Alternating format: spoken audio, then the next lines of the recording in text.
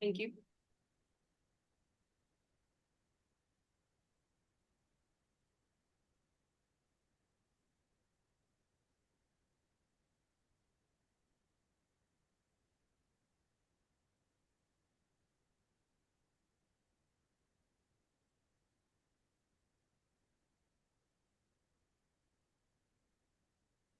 Hey, good evening, everyone. It is Wednesday, March the 19th, 2025, and this is the City Council Work Session for the City of Bel Air Beach, Florida. And this meeting will now come to order. Let's rise and do the Pledge of Allegiance. Pledge allegiance, everyone. It is Wednesday, March America, 2025, and this is the Republic which stands against one nation under God, indivisible, with liberty and justice for all. Let's rise, pledge allegiance. Okay. Just again. Turn me on. I don't know who keeps talking, but he's creeping me out. All right, so Renee, would you please call the roll? Councilmember Frank Bankert. Present. Councilmember Todd Harper. Present. Councilmember Kim Shaw Elliott. Present. Vice Mayor Lloyd Roberts. Here. Mayor Dave Gaddis. Here. City Manager Kyle Riefler. Here. And City Attorney Randy Mora. Present. Thank you, Renee. All right, let's just move right over to item number one, which is a presentation about lien reduction procedures. This is was put on the agenda by City Attorney Mora. Mr. Mora, you have the floor. Thank you, Mr. Mayor. Over the past few years, it has come to pass on occasion that somebody comes before you seeking not a reduction in the fine assessed by the special magistrate, but the lien that which is the property of the city at that point. So the fine has been assessed, the property is in compliance, the fine is no longer accruing, and you execute and record a lien.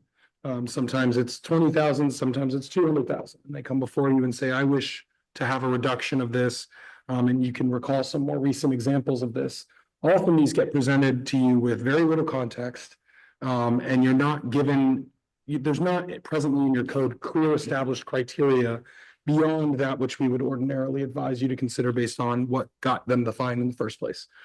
And this has created some confusion both for the council and for applicants seeking to resolve this. And how do I go about this? I'm sending breathless emails to Kyle. I want it changed. And that sometimes the property owner insists on one process and we're telling them that's not quite how it goes. Oh, well, that's how it went in another city. And so we're proposing to codify this and where we could overhaul, the code enforcement provision more generally. What you have before you are proposed revisions. We haven't put it yet in ordinance format as we would want your feedback before doing that. But it generally global edit from the word phrase special master to special magistrate to align with what the statute considers. But really the most substantive change here is there's a series of changes made throughout the document to align it with the current statute. There's some text in here that goes beyond that. But then the last page of this, really, the very last, under 2249 liens on page 7 of 8, as it's described here, is the last paragraph, adding that the violator can file with the city manager an application for a settlement and reduction of the lien, containing the reasons for the violation, the amount of the requested reduction, so that we don't get in this like, well, what are you giving me? What are you looking for? And a justification for that requested reduction, and then we have it going before at your discretion in the ordinance to go have that be a decision of the special magistrate or the manager however you deem appropriate. We would codify it, and then the reduction is based on criteria as set forth there. The criteria being the same criteria that got you defined in the first place. How long did it endure? What was the nature and severity? What did the applicant do to, or the applicant at that stage do to ameliorate the fine? All those sorts of things, and have that be a decision made by a disinterested third party. And this is in equal measure to protect the decision and to protect you from claims of political favoritism or feeling like you're answering to making a really difficult decision about a constituent, as opposed to letting the administrative decision be made based on the established law and criteria for those reductions. And so that's something we're proposing. This was, I would say, whereas a lot of what you guys do is bottom up in terms of you folks saying this is what we want to see. This was an instance where based on this repeated pattern and some of the inquiries and pleas of persons on the other side of this process looking for a bit more predictability in how to proceed, that it was my recommendation that we change the code. And you guys have heard about this in other contexts, but that's what you have before you here. Happy to answer any questions about it, but most of the global edits have to do with modernizing your code enforcement section. But then as it comes to the lien section, trying to make it clear that there are criteria and there is a procedure, there'll be a form available, et cetera, so that it takes some of the burden off Kyle in terms of saying, I don't know, you'll go before the commission, who knows what they're going to want to do. You'll have a specific hearing, a specific day with clear submissions, and you won't have this, situation you've had sometimes where people come in public comment asking for relief and you have no context, no records, no nothing. Okay, so if I'm reading this correctly, Kyle, you are asking for permission to handle these on a case by case basis? So this is just a starting point and we have making the decision. The decision, it could be the city manager or the magistrate. I would suggest it be your magistrate. You already have a magistrate, a code magistrate. My recommendation would be to continue to use the magistrate. We left it open-ended because this was not something that had been discussed with you. And we wanted to make clear, like, all the options exist. You could have the city council do it. I don't encourage you to do that for some of the reasons I just alluded to. But having some kind of disinterested third-party administrative process. And your magistrate would be probably the ideal setup there. And of course, the city would have, just as the applicant would have the ability to, seek that relief, the city would have a seat in that process as well to contest that and say, this is why we don't think that relief is appropriate, or they're asking for a $50,000 reduction. The city's amenable to 20,000. However, these are the reasons based on the criteria that we think 50,000 is inappropriate. And speak to that. And one of the clear conditions, by the way, is they have to be in compliance to be seeking that, obviously, but making sure that's codified and clear. You think the magistrate's gonna be that soft-hearted because I've been accused of giving away the store on these, and I see some of these people, they get tagged with $150 a day. One of them was in prison at the time or whatever, didn't even know she was getting fined. Mr. Bankard, would you speak into the microphone so everyone can hear you? I'm just saying, is the magistrate gonna be soft-hearted enough to, compel to the citizens' request of saying, hey, I need a $20,000 reduction because I've been here 4 years. I've seen people come in here. They didn't even know they were getting fined $125, $150 a day. All of a sudden it's up to $10, $20, $50,000. You've seen them. Yeah, And I like the way it was with council. I mean, I think council was a little bit, hard on some of the people, but at least we were able to discuss it here where a magistrate, I'd rather have the city manager. and again, that's ultimately, we'll take your guidance from you. To answer your question, I don't know if a magistrate would be softer hearted. Frankly, I think based on the applications I've seen before you, a magistrate probably would have granted more relief than this council ever has. I don't know that for certain. I don't know that for certain, but and that's in part because the magistrate wasn't driving around seeing that house lay vacant for 6 months. The magistrate wasn't, all those things that you guys might have, like I know this case that way. And so I think it cuts both ways. So my question is, the person didn't even know he was in violation that much and they weren't in. Well, I contest that because by then you've received due process. You've had notices, you've had hearings. When people say that I didn't know, it rings a little hollow just because of how much notice you get to that point. They may not know that it accrued that much. I thought it was $125, not $125 a day. Well, it said it in the order.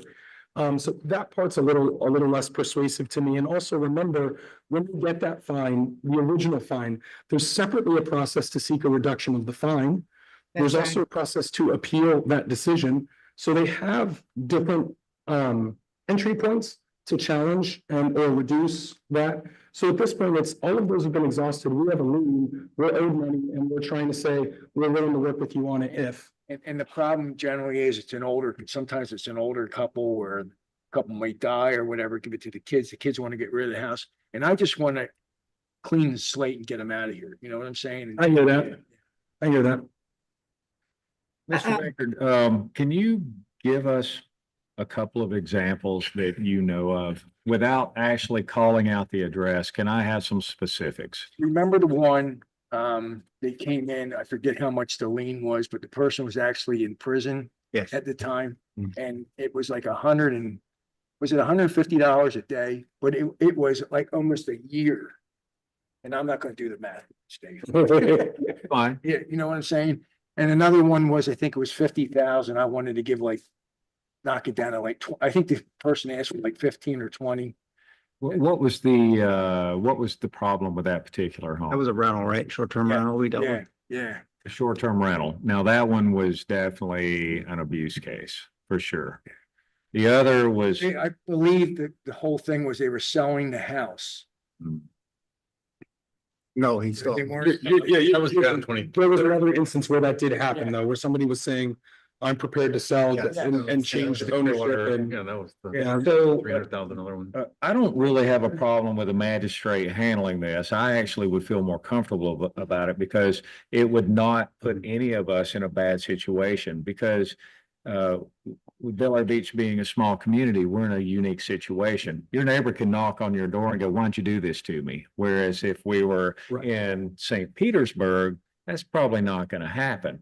But I think what may be missing is some set criteria of what limitations does the magistrate have, which probably needs to be included. How far are we willing to, how much freedom are we allowing the magistrate to have? Because he may just go, let's just turn it off. You don't have a lien anymore. I'm going to release you. And we certainly don't want that if it's definitely something that's deserved. So there has to be a little bit of limitations of what the magistrate can do. If it was something that the magistrate felt that it was not deserved at all, maybe that's a different situation. But just a flat out fee reduction or a lien reduction, whenever we all know that this person is guilty of doing whatever they did, I think that maybe there needs to be some criteria set on that. What do you think, Mr. Harper? I think that'd be applicable. I think it would be in tiers of approval or authority. So maybe 100% they pay the fine. At 75%, city manager has to approve the reduction. At 50%, the council approves the reduction. But there's just some oversight in criteria of how that reduction flows. Yeah, well, I think the problem is once you turn it over to a magistrate, it becomes a final Yeah. decision. Right. And Is that how it is? so There's there would be no approval once a magistrate did his job.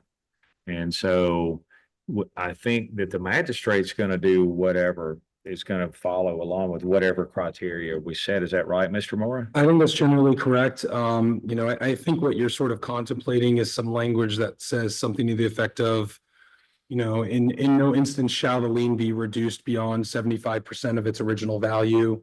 Or something like that, or where the city contested, or we can make things like that.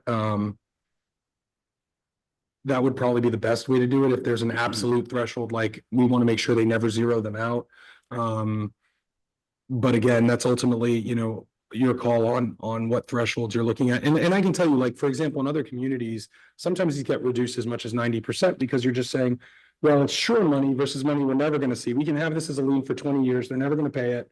But they're willing to give us, let's say it's 100 grand just to make it easy. They're willing to give us 20 grand today or 10 grand today and sell the property. So 10 grand is better than 0 grand, and we're changing hands. So the violator's no longer an issue. So it's not uncommon. And that's one of the pleas that some of the property owners have brought to Kyle. And they say, it's never this onerous and it's never this strict. And you say, well, every city has its own rules, requirements, and in this city, there's a little more rigor to the process. And you're not likely to see that 75 or 90% reduction you thought.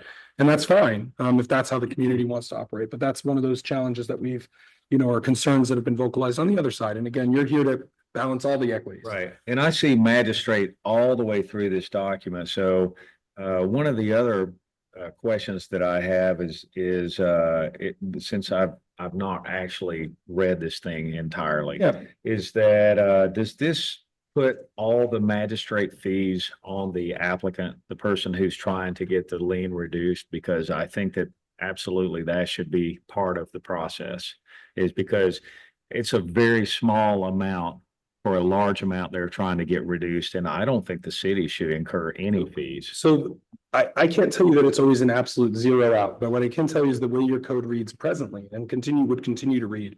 Just above that language that we're looking for on liens, since there's line numbers, when you're looking at like lines 238 to 240 on that same page 7 of 8. It says, however, if the special magistrate finds the violation to be irreparable or reversible, the magistrate may impose a fine not to exceed X per violation plus the city's cost of repairs, if any, and cost of enforcement. That cost of enforcement is usually where you capture that. And that's the same also for daily fines. That's in line 238. And the city's cost of enforcing its code. So usually there's some administrative fine element where you say, okay, it's $150 plus $400 in administrative costs, which captures, it mitigates some of the costs that you're paying the attorney to prosecute and some of the costs of the magistrate, but you rarely get the fine plus every cent of enforcement along the way. Right. But it's subsidized. No, I hear you, but it certainly captures some of the administrative costs associated with going to hearing, where if somebody pays the fine, you don't have any of that. And so usually those administrative costs are supposed to be to capture everything past the point of contention. Right. So if you lose, you fought this, for instance, I'm a magistrate in Indian Shores. There was a hearing in Indian Shore. We had a hearing just 2 weeks ago or last week. And their code provides it's $100 for this parking fine. And if you contest it and lose, the fine doubles. So that's a $200 fine. That doesn't capture all of the time I put into it, but it helps them reasonably address it. Okay, and I just want to remind everyone that we're only discussing liens. So it's gone a long time before we ever got to this point. Right. And so that's why I'm not taking a hard stance on this is, all right, let's give them a way to reduce it, but we're already losing money. That we're not going to get the full amount if they go to the magistrate and have this thing reduced. And so what I'm trying to do is make sure that we don't incur any additional cost. I don't want to give a guy a discount and then we receive a bill from the magistrate. And so that's why I'm bringing it up. Counsel, yes. Yeah, so just maybe thinking about the example that you brought up about where you acknowledged there was an abuse case with the rental. Do you think this process would still prevent that? Yes, so the language in 2249 that we're talking about, proposed language C, they're confined by the criteria, the same criteria that apply to the original imposition of the fine. And that's set forth on lines 241 to 244 above, where you talk about the gravity of the violation, any actions taken by the violator to correct it. So if it's a case of, willful abuse or just pound sand city, you're not getting a cent from me and you're not getting compliance, I'm going to do what I want. Right. That's one of those factors. And when they come for the lien reduction, the city will say that, listen, we have 2 years worth of correspondence seeking compliance and here's them telling us, I'm not going to do it. So that's before it gets to the magistrate. It's at both stages. Oh, okay. So when the magistrate initially determines if there's a violation in the first place. Okay. And usually the magistrate says, I found a violation, it's to be cured by this date, or you didn't cure it by the date we already told you, I'm going to impose the fine. And the fine on a first violation can be up to, I think it's $250 a day, Right. Under the Florida statute for the first violation, if it's not a repeat. So when the magistrate's going anywhere from 0 to 250, what they're supposed to consider are sub C 1, 2, 3 that you see in lines 241 to 244 on that page. Right. Right? So the gravity of the all that goes into the original fine calculus. Okay. Then, when the magistrate imposes that fine, the fine accrues to a certain point, we get compliance and they say, okay, you complied 2 weeks later. So it's $100 a day for 10 days, that's $1,000, right? Right. Now they come back later and they say $1,000 is, it's too much, it's an encumbrance on the sale, I want to get rid of it, would you be willing to take $1,000 and change it to 250? Now the magistrate's going to look at those same 3 factors when they impose the fine to say, is a lien appropriately reduced here? Does that make sense? Yeah. Okay. And that's where we on our side, we would present all the evidence. We would present all the evidence and we would bring back, there would probably just be like, here's your order, here's the agenda materials from then. Depending on how hotly this is contested, and maybe even the transcript. And say like, and this is why we stand behind the original lien. You found them in violation, it took them 3 months. There were no extenuating circumstances. There wasn't a hurricane, there wasn't anything. It was just 3 months of ignoring, and all they had to do was call a lawn care company or, Right. cut a fence pole or whatever the thing was. And it doesn't, and we don't feel it took 3 months to do that. And here's why, here's examples of where it can be done. And, whatever the case would be to show why those 3 factors don't weigh in their favor. Or why they don't weigh in their favor to the degree they're saying they want a $50,000 reduction. We can support 25, but here's why we don't go the other 25. Right. Those sorts of things. Yes, Renee. Yes. Yes, Councilmember Elliott. Oh, thank you. My electronic hand was raised. I would appreciate a little bit of background about how we appoint a magistrate, what are their credentials, if any, and does this individual have full discretionary authority? Okay, sorry, I want to make sure that was the length of your question. The council appoints your magistrates. Sometime, I think in your city you have two magistrates. You have one. You have one, okay. Some cities have two or three, so that if one's unavailable, but you have one magistrate. They have a law degree. In my recollection, the one here, they have a law degree. They're afforded whatever discretion you give them or that the statute otherwise gives them. So under chapter 162 governing code enforcement, they have complete authority to resolve disputes. It's a quasi judicial proceeding, an administrative hearing, where they completely resolve whether or not they're in violation of the law. The city prosecutes its case and the magistrate adjudicates it. And so the same would be true here. If you did this way, in the way it's presently written, they would have the full authority to reduce the lien, subject to due process, so notice and an opportunity to be heard. And that's how, and then ultimately they would have that decision. Now, if we, we can talk about what an appeal would look like or anything else that, we could see, I suspect that it would go to a circuit court, possibly. I don't know if this would fall in that same ambit just because it's a little differently postured. It's no longer resolving the violation. But they have the discretion you afford them. But you guys pick them based on RFP. So you usually put out a solicitation, just like you do to hire your city attorney. You get your applicants, you guys pick them, and you've had the same magistrate for a while now, and they've handled matters simple and complex alike. So in this situation, we know that we've gone through complete due process to be able to get there to the fine. It hasn't been paid. The lien is assessed. They continue to dispute, but they're not appealing. They haven't gone and appealed the fine. They're instead going and saying, well, I don't want to pay it anyway. Please remove the lien. Then we present a case. So is that done through our city manager and present a case of why we feel this should not either should not be granted or should be granted at a lesser amount, whatever our position may be? Yeah, so were you to go this process, it would have a hearing, and we can spell that out in more depth. But it would be the city manager or his or her designee, and usually in concert with the city attorney's office, saying this is the why we think, it's a yeah versus nah, and then the magistrate gets to be the parent to simplify the whole process, right? And so, again, it's not an entitlement to a lien reduction. It's just setting forth clearer process and expectations of what will bind and inform the decision. Because right now it is, while it is certainly confined to chapter 162, it's just not quite as explicit. And it's led to a lot of guesswork and a lot of, awkward public comments and things of saying like, hey, well, you're not on the agenda. You just showed up tonight. You tell me you have this problem. I want to know more from the manager. I want this to be an agenda item. And then you guys talk about it. And it's just pretty much like, how do I feel? And we want to remove also the ability for, as a practitioner, the concerns about arbitrary and capricious decisions by the council in that context. Based upon all of this, I think I'm in favor of a more structured process like this. I am not real amenable to people that get into these situations, not take care of their property, get their fines in the first place, and then expect for them to be reduced. In particular, I remember the case where it was a commercial venture. I mean, and there were I think it was the woman that was in jail. She was selling to someone else. That someone else had already had a buyer lined up. It's like, wait a minute, this is a commercial enterprise here. And it seems like the sale proceeds would have had plenty of money in it for the lien. And so I was not really in favor of that kind of reduction.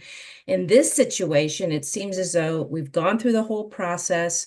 What we're proposing is that, as you suggested, an independent, objective third party is going to make a final ruling, but it's only on the basis of criteria that we may or may not establish, as well as presenting our own case.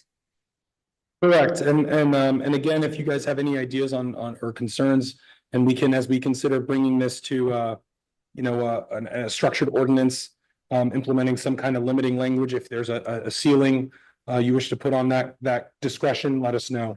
and we can implement or at least propose that. All right, thank you, Randy, and thank you, Kim. Other council, any comments?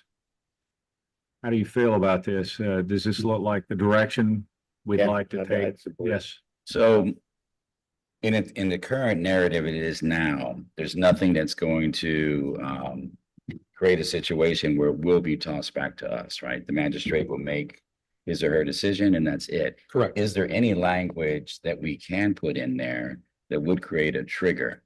Anything at all? The reduction. Either having a ceiling on their authority. But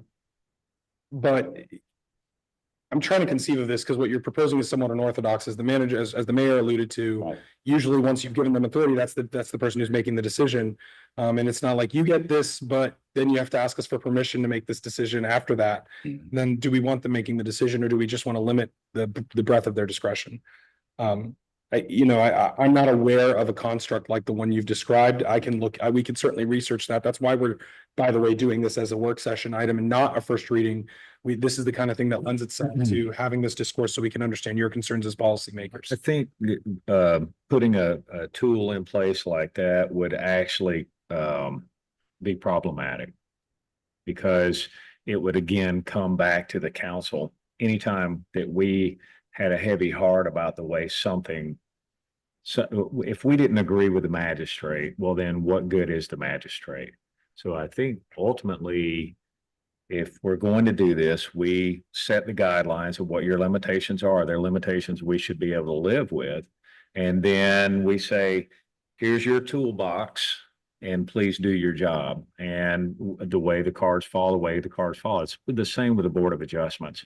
Imagine if it came back to us and we had to suddenly we're second guessing their decisions. I would prefer not to be involved in that process. And to your point, not only is there your point earlier, Mr. Mayor, of the ability for people to be confrontational in a closed community, but the inverse.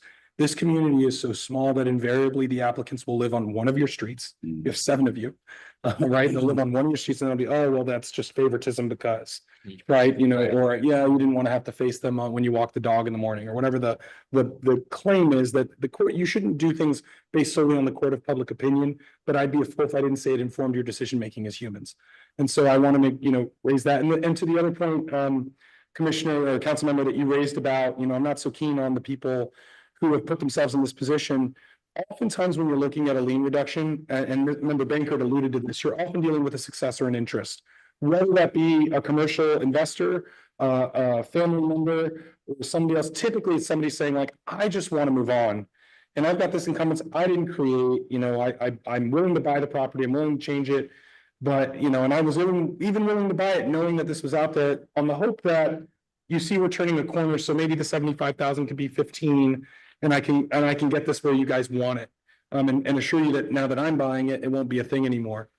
So while it's sometimes somebody who's just got sour grapes about their own station in life, oftentimes it's often, not always, a successor in interest who's trying to either pivot or move forward, but finds this encumbrance to be, that burden that makes it impossible to do.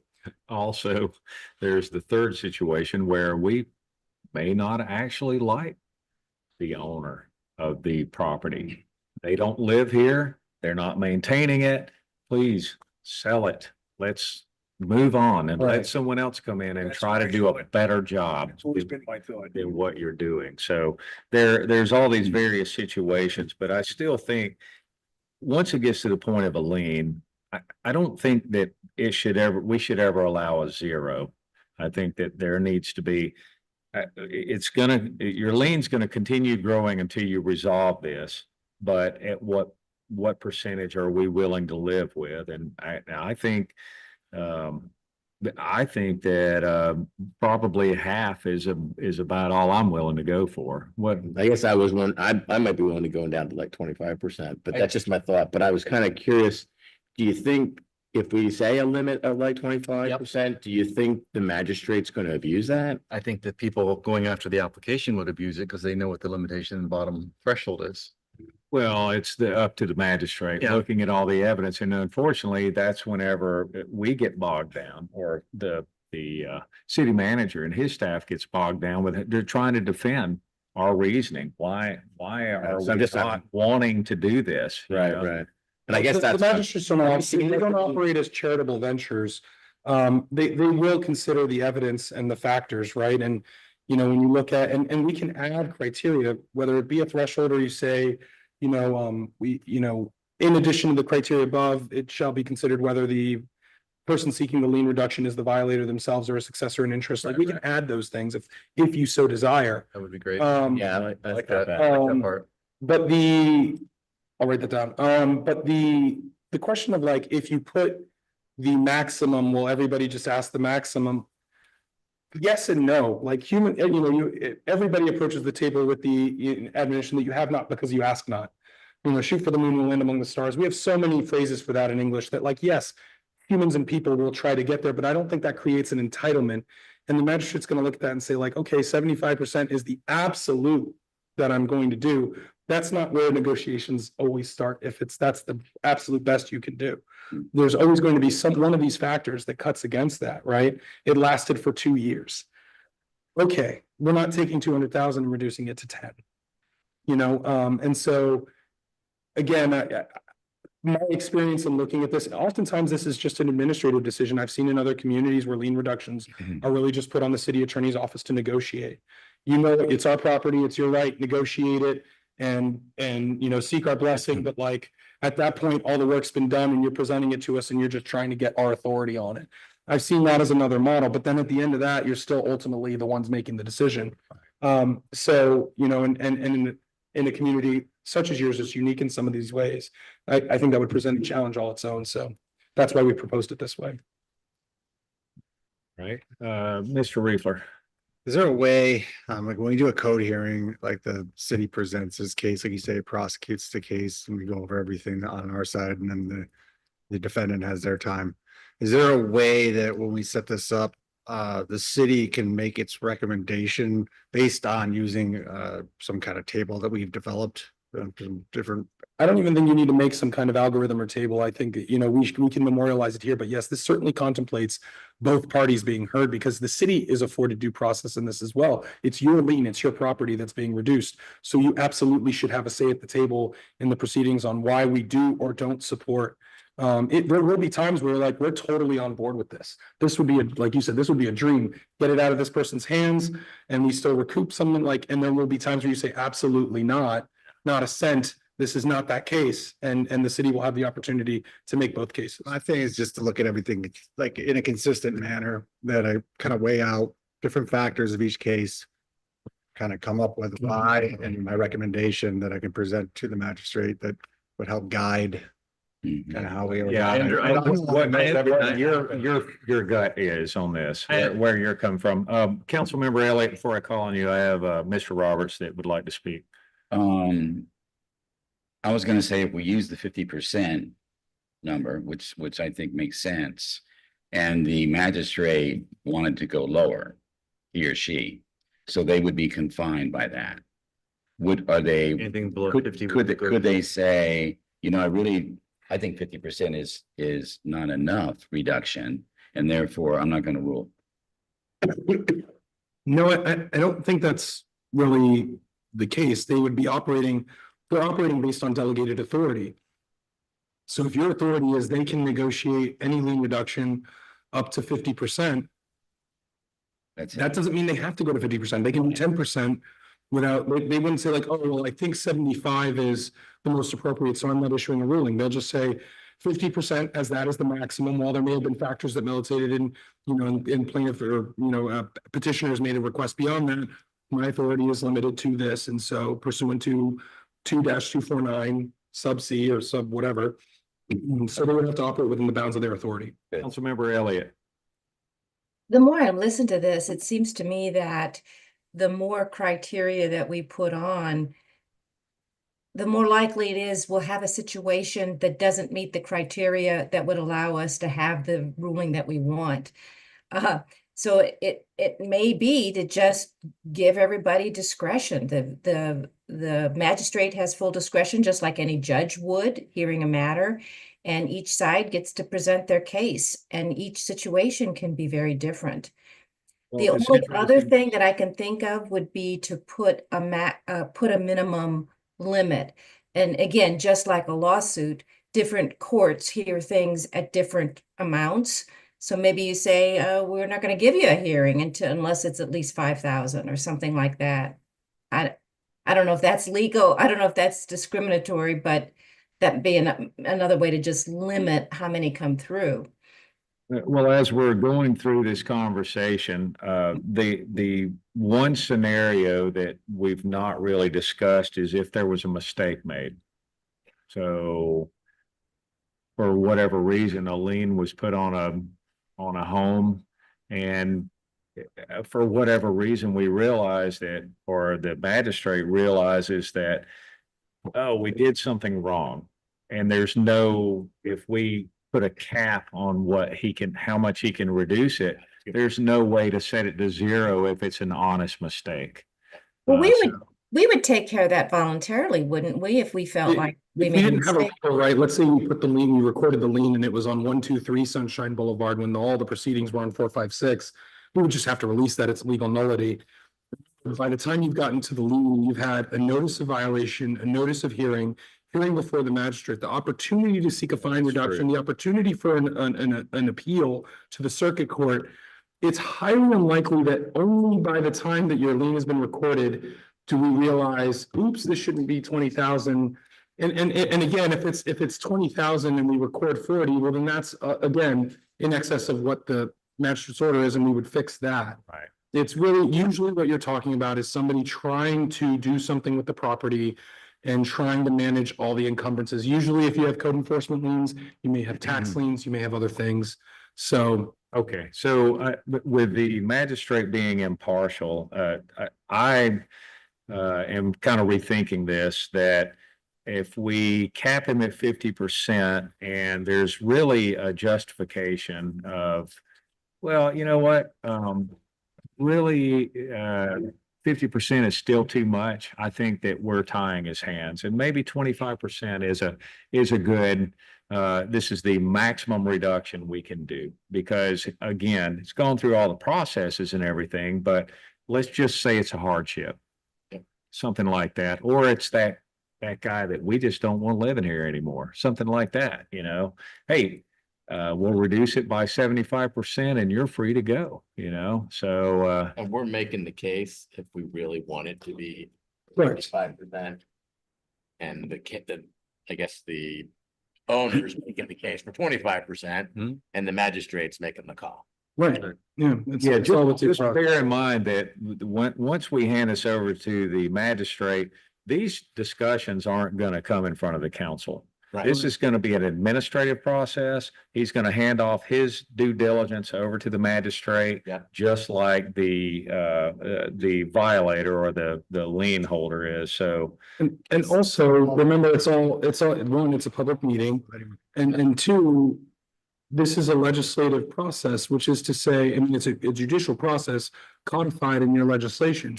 If you find that it doesn't work for you, change it. Yeah, We did it for 2 years and we decided, Yeah. you know what, this is not working. We need the guardrails, or we need to go back to the council or the manager or whatever. This is in your ordinances. Just change your ordinances. okay. Yeah, I And like that too. Let's see, this is not part of planning and zoning. They have not seen this, right? No, and I don't know that it would go I don't before think them. It's that's not land development necessary. reg or anything. Okay. It's just your enforcement. All right, so how does everybody feel about maximum 25%?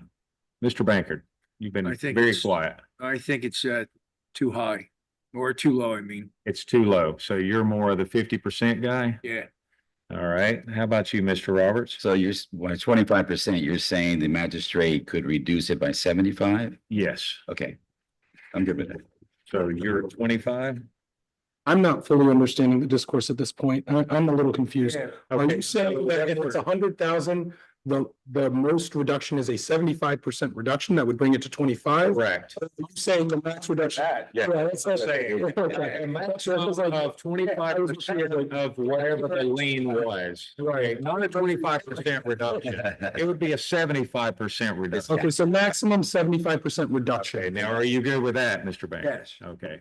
How about you, Honors? Yeah, right. Okay. Mr. Harper?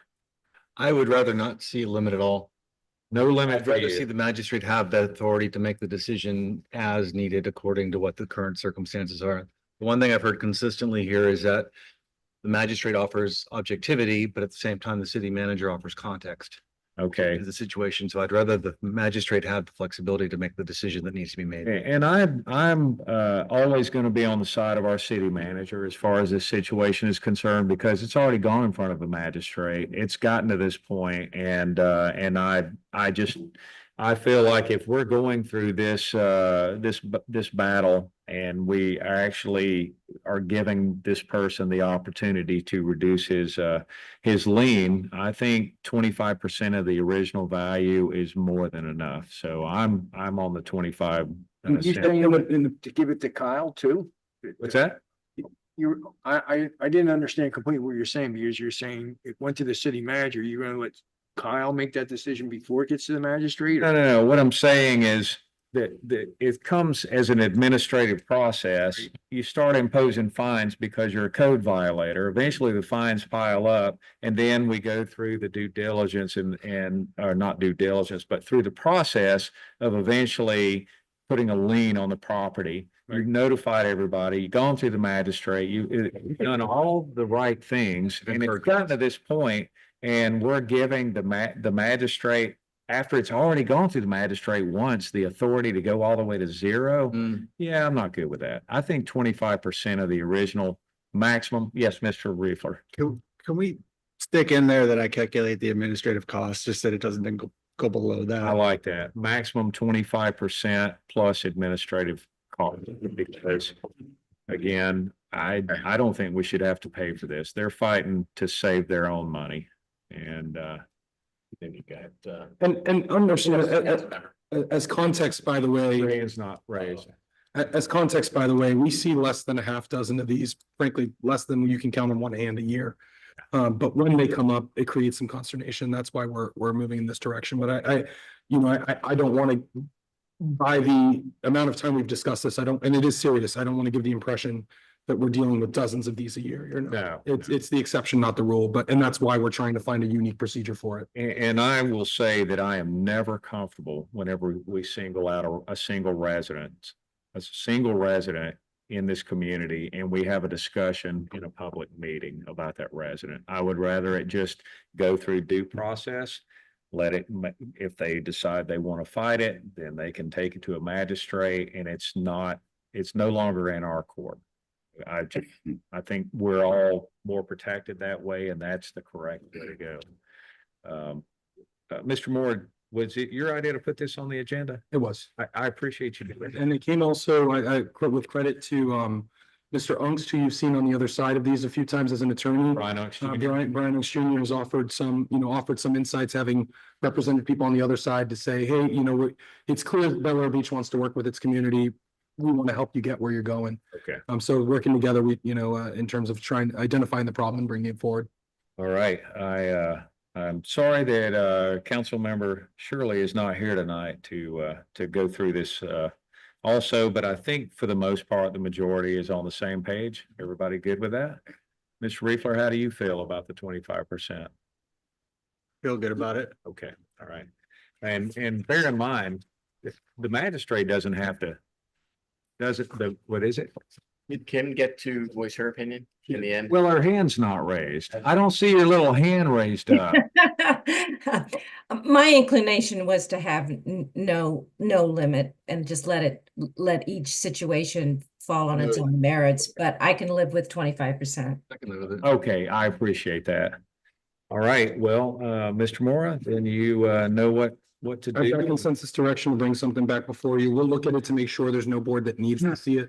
But absent that, we'll bring it back before you once we've worked out some of the language and finessed it. Okay, perfect. All right. Well, while you're taking up all of our time, let's move on to item number 2, which is to discuss the city attorney contract. Mr. Mora, you have the floor. Thank you, Mr. Mayor. As I had alluded to at your last meeting, our contract, our original contract with you, and when I say our, I mean the Trask Daniel Law Firm, we entered into that in May of 2022. It was a 3-year contract, so we're fast approaching its expiration. And so that brings an opportunity to reevaluate on both sides. You were provided a cover letter with the agenda materials.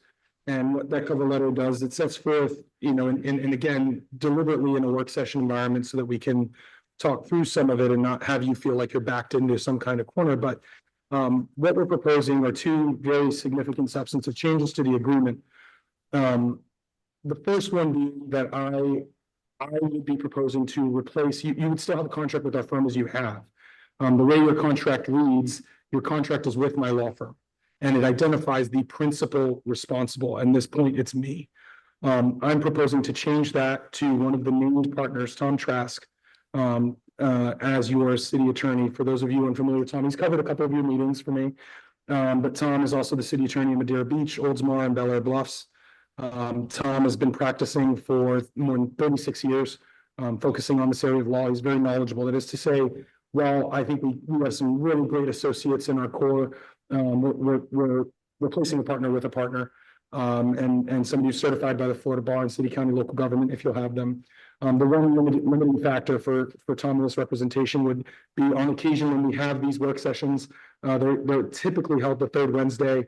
He has competing commitments in other communities that Monday, Tuesday, Wednesday in that 3rd week. So we'd have to find another day, but obviously prepared to accommodate, or we can get coverage through our other attorneys, whatever makes the most sense for you folks to accommodate that. But I did need to call that out. As for me, part of the reasons, I kept it vague in the letter in terms of my owing to my own competing commitments. I'm presently the city attorney in Indian Rocks Beach, the city attorney here, and the city attorney in the city of Pinellas Park, which just started in January of this year. In addition to that, I have an active litigation practice representing local governments with the Florida Municipal Insurance Trust. I also, as part of my practice, travel the state educating public officials. The challenge with all of that is the widget I sell is my time, and try as I might, I cannot manufacture more widgets. I only get 24 every single day, and not all of them are committed to my practice. I'm also a father, husband, and human. And so there's only so much I can do. And while when I took on the Pinellas Park engagement, it was never my intention to change the nature of my practice. Owing to the demand of that change, but also for those of you following current events, the representation in Indian Rocks Beach has become rather intense of late. And I could see, if we're talking about a 2-3 year renewal, that I could see a point where it would become very difficult for me to give you the level of service that our firm is committed to giving you. So it was a difficult decision to propose this change, but we value your business. We thank you for giving us the opportunity to earn and keep it these past 3 years. And we wish to continue to serve this community. We do, as we pitched you, and you may remember this, Mayor, as I think you remember, Banker might have been the only members of the commission on this at that time that are still on. I can't remember, Lloyd, if you were okay. So, for the 3 of you, you remember that the way we pitched it was a team approach to service. And our team was here that night, and our team has fulfilled this. The first thing you saw was prepared by one of my colleagues. We bring a team-oriented approach to solutions, which is to say, just because I wouldn't be the principal would not mean I would not be helping this community, especially where I have the historical context, whether it's providing it to Tom or helping get a task over the finish line. It's just, I can't be the person on call ready to meet your needs at every moment. So that's the first element of that proposal. The second and more substantive element of the proposal is, of course, the dollars and cents of it all. In the paragraph that spans the first and second page, I kind of explain historically where our engagement has gone. Frankly, by way of example, in Pinellas Park, my hourly rate is $300 an hour. My litigation rate, when I'm not representing through the insurance policies, close to $275, $300 an hour. And so that contextualizes when you see that the first year it was like $108 an hour, and the next year 146, and then 185 based just on the retainer hours. Obviously, there's things that we've done outside the retainer. I didn't put that here because that's not like the principal part of this concern or of this proposal. But just on the retainer alone, it's a challenge to make the dollars and cents work on our end as well. And so we're proposing to change that. And I know the rates, you know, as one hip hop artist famously said, yesterday's price is not today's price. You know, the prices are different. But it accounts for, one, the service you're receiving. As by way of example, our firm, and in the final part of this, I say we have 7 board certified attorneys. If you look at the masthead on the top, there's 6. We're hiring another one who's starting in just another week. But it felt salient to put it here, even though their name is not yet on the masthead. 7 board certified attorneys in city, county, local government law represents nearly 2% of the attorneys in the state of Florida who have that. And those 7 attorneys, we have 9 attorneys in the office, which is to say our firm is well versed in these issues. It's what we do. And we bring to bear our, you know, of course, even within that, we each have separate disciplines and things we're strong at and know more about. And we bring that to bear for our clients. And so what we're proposing is one of 2 options. And again, this is for your discussion and input, please.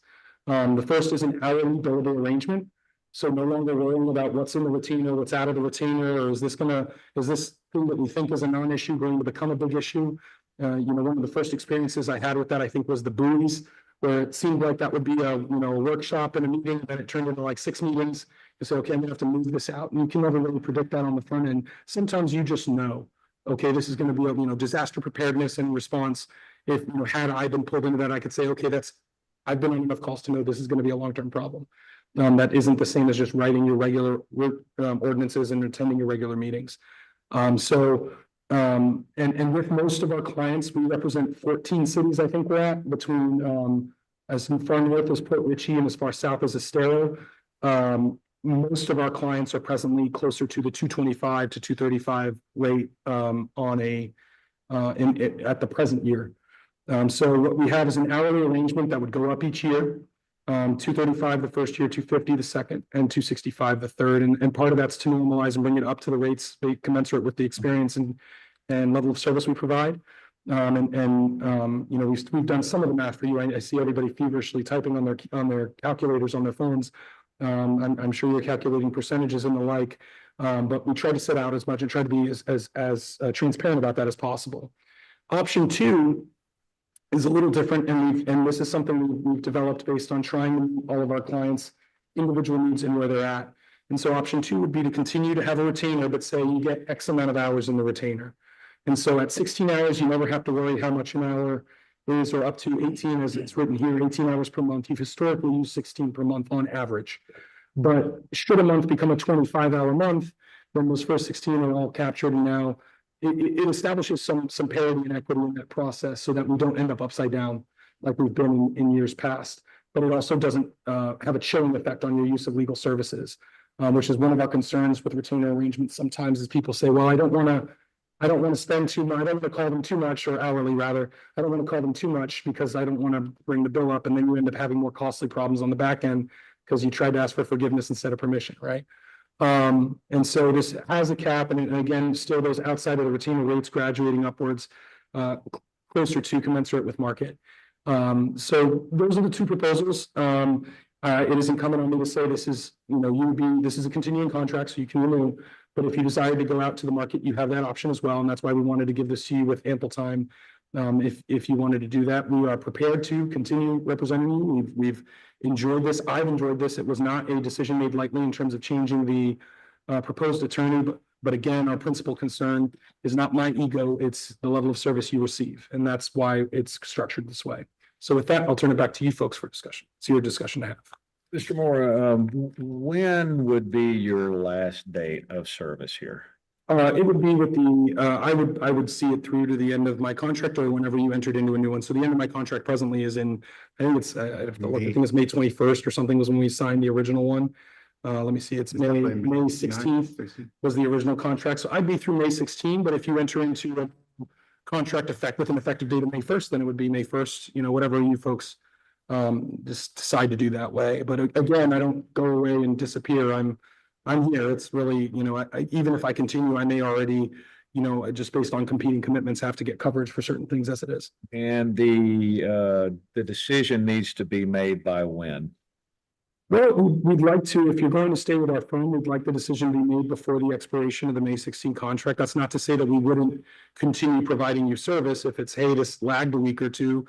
But we prefer not to be in July operating on a May contract with, we'll carry over the existing terms or something, or have to say, which we've done with some clients where they try to, and I'm not suggesting you're saying this, Mayor, we've had some clients try to like, well, we're just gonna continue on while we figure it out, and you're like, no, you're trying to, drag your feet so it doesn't change. And so what we've done in those instances is say, okay, we'll go beyond this at a higher hourly rate to motivate the client to find a solution, whether that be us on favorable contract terms or somebody else. Okay, and I'm absolutely very impressed with the services we've received from your firm.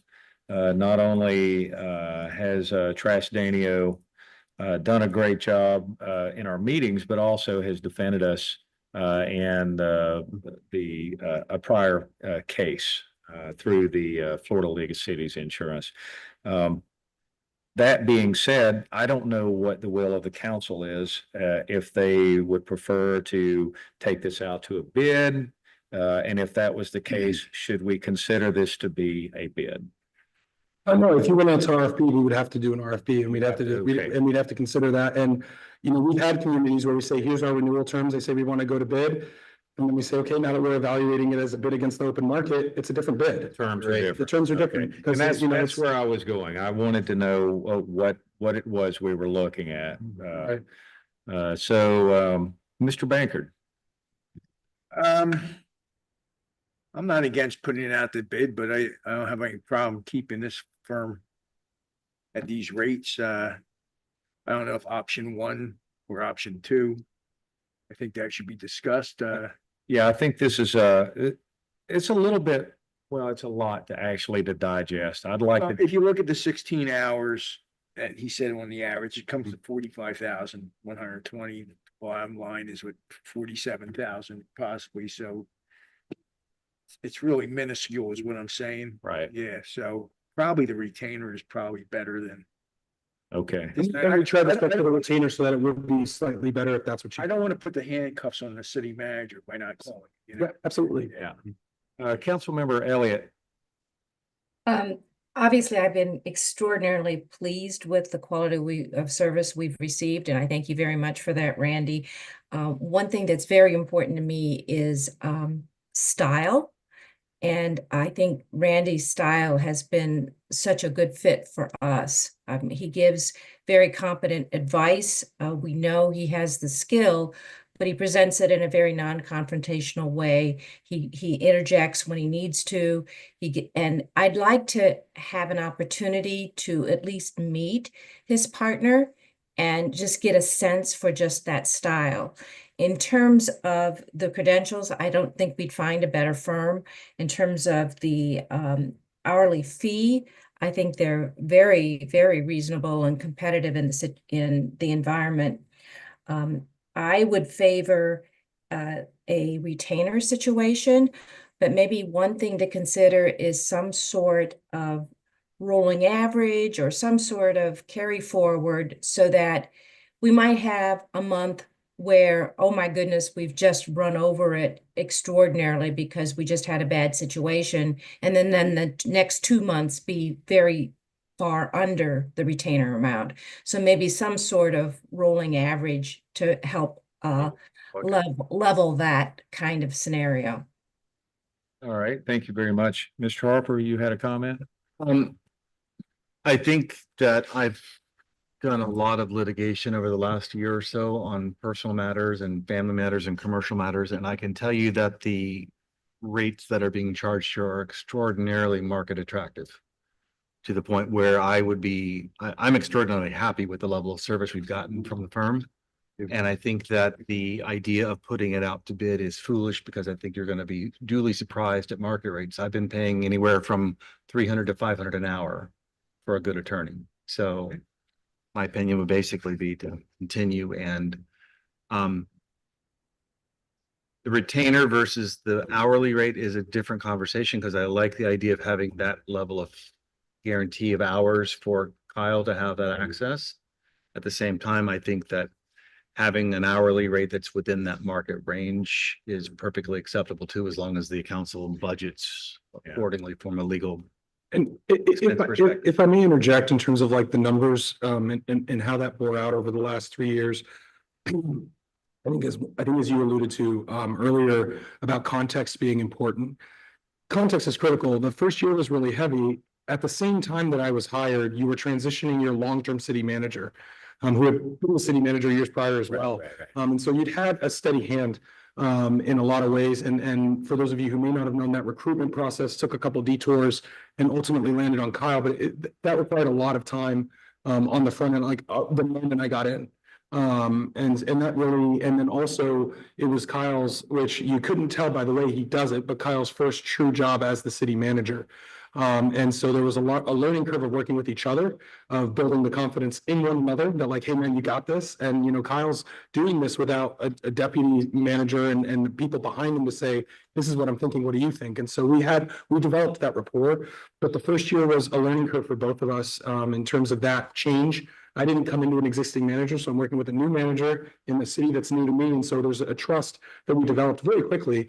And Kyle is, as all of you have recognized, especially Member Banker, a tremendous professional. And it's important for me to say I've been very, very fortunate to work with fantastic professionals for the size of the city you have. Renee and Patty, our predecessor included, tremendous professionals, and that made this easy. But that first year had that particular challenge. And then once we got through learning the running of the city, the second year it was, okay, here's all the issues in the backlog that we're now prepared to start to address. And we've really started to gain that traction. And that's why I think you see those efficiencies year over year. It's not that you've had less legal needs. It's that Kyle's more comfortable saying, okay, I know how this kind of problem is handled. And he's very judicious about how he uses my office. I've worked in cities where I've asked to be the grown-up in chief and not just the attorney. You know, and I know when I'm getting a question from Kyle, it's a legal question, and he's given it some thought before he got there. So as you question how our legal service is used, I think it's important you hear from me on this end that they're used judiciously and effectively, I think, to your community's needs. And we're not asked to do a bunch of things like I'm not asked to be your PR team, your crisis management team, and all these other things that people sometimes throw to the city attorney.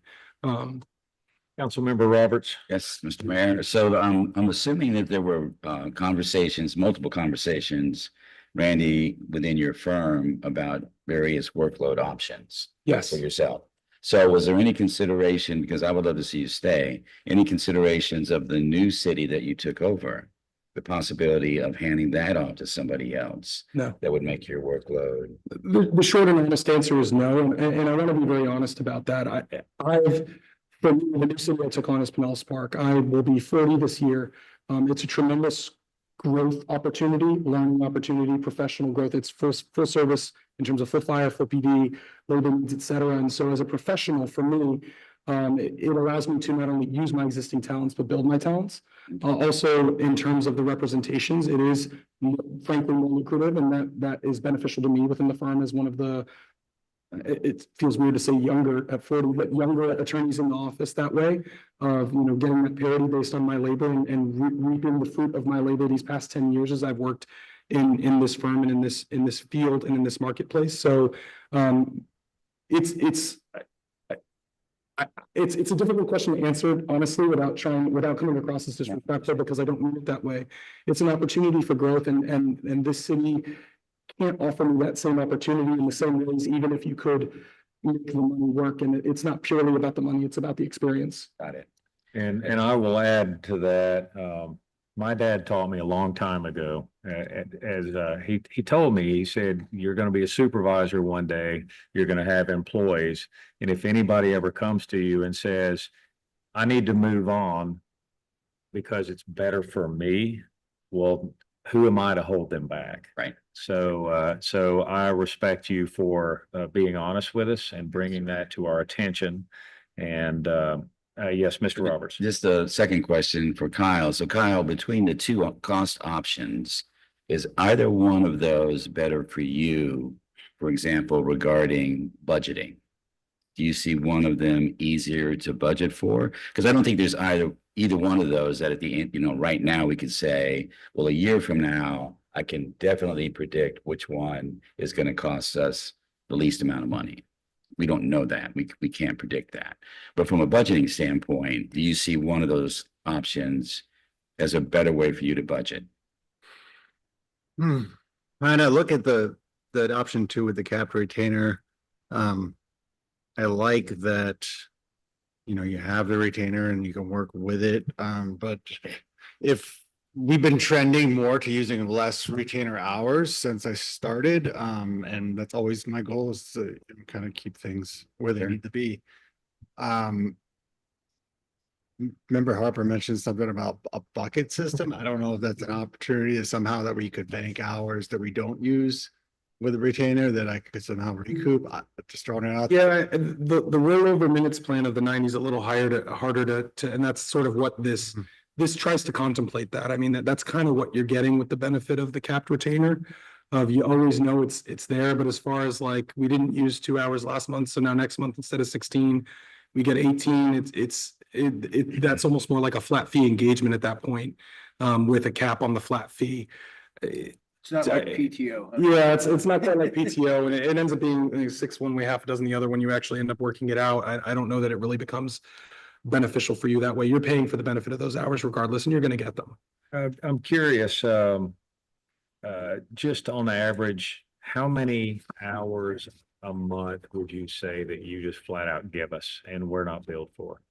I'd probably say there's a good 3 or so where like I'm not billing you like. Yes, I try to capture all my time so I know how it's used, but you know, I'm not capturing every single 2-minute call and email. Those add up, and that's a shortcoming on my behalf, quite frankly. You know, the other part is I'm very hesitant about moving things to special matters outside of the retainer. And there have been some things that went well beyond the 12 hours contemplated, because I was like, I think we're there. I think we're almost there. So I don't want you to, and especially in that first year, I didn't want you to get the impression that I was gearing up to nickel and dime you on your representation. So, you know, yes, it's on average 16 hours, but yeah, there's plenty of things. And there's also just efficiencies, right? Because of what we do. If I spend 3 hours researching something because the manager in Indian Rock Beach asked me to, as it relates to this legislative session, then I just roll it over to you and say, hey, just so you guys know, here's something affecting coastal communities. And then, you know, it's a 0.2 on your ledger, but it's really, you know, 3 hours of work that you didn't have to And deal would with. you say that this is pretty much stereotypical of everyone in your firm? Yeah, as far as the rates, absolutely. I mean, it's safer perhaps if we gave you a new associate who wasn't certified, we wouldn't put you at the same exact rate as a 36-year-old partner, but the rate's also not going to be so cut rate that it's something that's attractive to you that way. Got to be market competitive. Yeah, and frankly, if I had one criticism of my own firm, I've been a partner for almost 5 years now, or about 5 years now. One criticism is before I became a partner, in the years leading up to that, we built a lot of goodwill by shortchanging our value. And saying, you know, there was some cities where we were engaged for 15 years on the same rate. You know, and then you try to bring up to rate and people are like, this is outrageous. What's this double and triple? It's like, well, you paid the same rate for 15 years.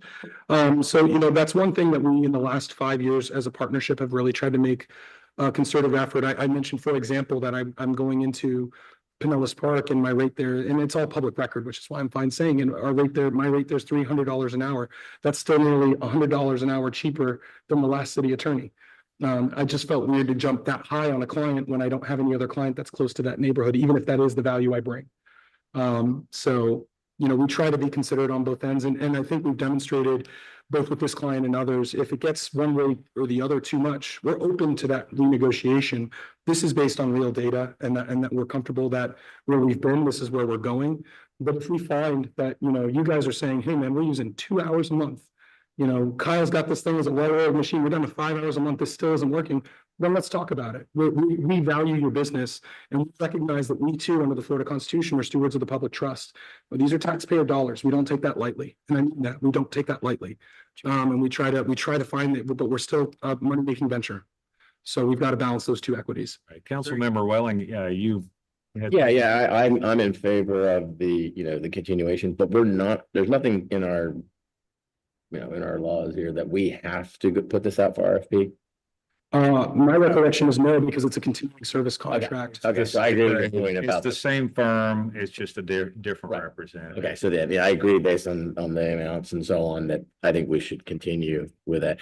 I do on the billing, the hour, this is a 3-year contract, right? Is what I'm hearing, is that right? Yes, sir. Yeah, so 3 years. As contemplated, yes. Right, and could we try out option 1 for 1 year and switch to option 2 the next year? If you find, well, You could say like, even you'd be open to like, if we learn that we're really we're not underutilizing, you'd let us at any moment potentially, or at least you'd have a discussion with us to allow us to switch to either the hourly we'd approach. be open to the discussion. I can't guarantee you that you say, we want to flip the switch and go to the other one. Right. If the data bears it out, then the data bears it out. But if it's, it's just like But how do you feel about then if we were to do like try out 1 year with us and then switch to the other option if we found out? It's 3-year commitment. Yeah, no, I hear what you're saying. Year 1, we'll do option 1, year 2, we'll do option 2, year 3, we'll figure out which one of those is better for us. I don't love that. I'd rather have some predictability for you and us. It makes, I mean, Just wanted to- Yeah, just wanted to, I get it. I know that's one.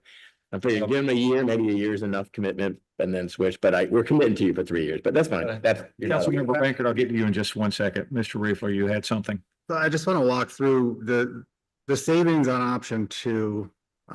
So if we got that $45,000 a year that's building in the 18 hours per month retainer. The real savings occurs if I go over 16 hours, between the 16 and 18 hours per month, then we can save roughly, what is that, $470. Right. My tendency is going to be to try and keep the hours low no matter what. And like I said, we've been trending below that. So that makes me lean towards option 1. That's kind of what I was thinking in my Kind of head. see how it plays Yeah. out. We do have a lot of things that are outside the retainer that do come up. And that's gonna remain the same. Okay, so, Mr. Bankert, you had a couple. Over the past 6 months, we experienced 2 major storms, but then we had less council meetings in that. So what were the hours? Do we have a breakdown in hours for like the last 6 months? Yeah, let me pull up the form, the doc, I hear you. Let me pull up, I can tell you the last, numbers were much lower actually post-storm because most of your needs were administrative, not legal in nature. So I was less involved in the last, they dropped substantially. Yeah, they dropped substantially. I'm gonna call up the data, but they dropped We substantially. have another storm to reduce hours. I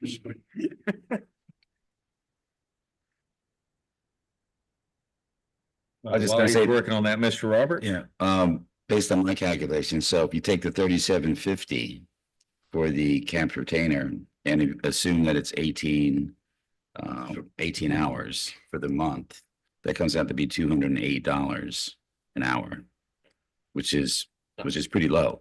Now, if we're not using the 18 hours, if we only used 10 hours, then obviously the hourly rate. Your lowest month this past year was June, where you billed 7 hours.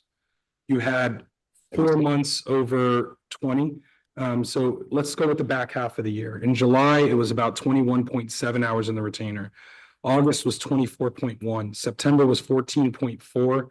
October was 17.9. November was 13.2. December was 9.6. So you get 16 average. Yeah, and that's where that 16 average Yeah. comes out. It works out. And so, over, A work session in December? right. And or November? I think it was September and November, I believe. I mean, December and November, I believe, were right where we didn't have, So then, where you didn't have the work sessions, you didn't have the prep the same way. But, January was 21, April was 23.9, and then you had the hours that were right around that. March was 15.2. Do you have September, an average column or a line? the average was 16.2 last year. The average on my chart was wrong because I used the wrong formula for that. But the year in 2023, you averaged 20.52 hours. In 2022, you averaged, and again, it was less months input, but 17.24. But there was 1 month, August, where we were in the midst of the recruitment, everything, it was 45 hours on the retainer. In August of 2022, when I, shortly after I'd started. would your firm be against a 2-year contract? No, we're amenable to what you're proposing. We can, if you wish to make it a 2-year term, Try and we'd be open to that. We try to give the predictability of 3 years. That usually puts you past at least a commissioner cycle. So you get 2 cycles of commissioners. Obviously, you have the whole fast approaching outlay of cycling down to 5, which seemed forever away and is now not so distant. So in the next year. So there's that, but if you guys would, again, we're open to the negotiation. I can't say we would be outright against 2. If that's what you want, we can talk about that. Could I propose a third option? Yes. What about the option of buying a bucket of hours with a guarantee? I appreciate the cap on the retainer because it's only fair to the market for them if they go over their hours to be compensated fairly for those hours. If the trepidation here is hours and we don't want to waste hours, then maybe the negotiation is to buy a bucket of hours at an average of 16 hours a month and then basically siphon off of that as time goes through.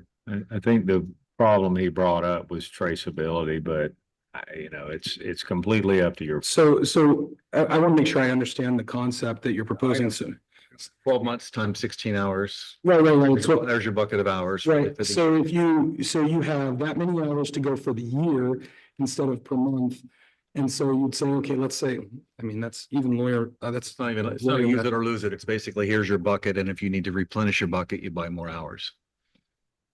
Yeah, so I just want to make sure I don't. Yeah, kind of like the driving range. Yeah. I don't golf if there's no clowns or windmills, so 192, that gets you 192 hours. Last year you used 193. The year before that you used 246, and the year before that you used 206 within the retainer. Right. So you're saying we buy 192 hours whenever those are up, go hourly or have a premium price to buy additional buckets of hours, if you will. It's certainly a unique proposal. It's not one that I think we have operating in any other city. That's not to say I couldn't. I would also want to talk to, as Tom would be the one principally doing it, I'd want to talk to him about it and give him an opportunity to give me feedback. Also, he has more years of experience in billing practices with municipalities to see if there's any reason why that couldn't work either for you or us. But if that's the consensus direction on another proposal you'd like to see, we can have that discussion. Well, let's find out right quick. How does everybody feel about bucket of hours or one of the two options? So if it's capped at 18 hours per month At that rate. with the retainer, option 2, and we go over that on any given month, Then you bill it a you higher pay rate. the hourly rate. Is that what we do now? And that's the same rate. So as right now, you have an unlimited number of hours within the retainer if the Going past retainer it. scope work. Okay. So if it's just drafting ordinances, but none of them are really too intensive or special or anything. Dragging you here for. Yeah, have me here, and let's say this meeting like 8 hours tonight, which hasn't happened here, thank God, but has happened in other places. It's not over yet. But if you really had this meeting 8 hours or 1 hour, you pay the same every year. That's how that's worked. Right. Where we're talking, there's been no limit or cap on retainer hours historically. So this would be This would be the first time if we did And this. if we go over it, And then the rates come, you just go to hourly rate. So you get your 18 hours on hour 18.1. You start getting billed hourly. The retainer model, we basically have a guarantee of 16 hours a month Right. to use it or lose it. Use it or lose it. And what you're saying is just use it, no lose it. Yeah, Like, What- In your model. for clarity, that includes unlimited hours for ordinances and. Yeah, Yeah. as long as it's not like some, hey, Raymond, we want you to write a cybersecurity ordinance covering guaranteeing Bitcoin, like that's a special research. What I'm saying is, I think that's what really needs to be hammered out here, because we went through all these ordinance changes, and Mhm. we're still going through ordinance changes, and that's covered under the retainer. Generally speaking, yes, but like your sign code became a special matter because the way that you guys wanted that researched Yeah. and pursued, it was an ordinance, but it became something more. I'm just saying, but you spent a lot of hours. Yes, sir. Okay, and we didn't get dinged for it, is what I'm Correct. saying. Correct. Not to his financial benefit. Correct. in the past or in the new one? In the past. In the past, so when the past is not being offered. No, but what I'm saying is the history, we have to look at the history of what we Right. paid him and. Right. We didn't get dinged. And Right. But now we are gonna We're not getting yeah. anything under market value. Okay, so I hear what you're saying, Mr. Harper, about the bucket of time. I don't see that as being any different than hourly billing. Okay. The difference is you're paying up front, where this option 1, you'd be paying for usage. That's, And so you would be able to space it out more rather than buying bulk time. I personally, I would lean toward option 1 and the idea that Kyle has the resources available to him in the hours that he needs now. And if he goes over, he goes over and we deal with that. most of our clients are migrating to hourly arrangements in the event it's helpful. Not all of them, but many of them. So what I'm gonna do, well, first off, let's find out, everybody just nod yes or no. Are you in agreement that we would like to continue on with Trash Danio? Yes. Everybody good? Kim? Okay, Yes. good. All right. So what I would like to do is I'd like for everybody to just take this home and think about it. No, let's not make a decision, option one or option two tonight. But what I'd like to do is just, since we know we're going to continue forward, I'd like Councilmember Shirley to be involved in this also. And at our regular meeting, let's bring it up for a vote of which option we want to pick. Okay. And then that way it's on record, and this is what we're continuing to do to move forward. Is everybody okay with that? We're sticking just with these two options. That's it. I would say so, All right. yeah. I'm That's good with what, that's what we're I getting. just want to make sure I understand timelines then. So what it would be is the April meeting, you decide which direction you want to go, and then the May meeting, you would have the actual contract on the agenda. Yes. Okay.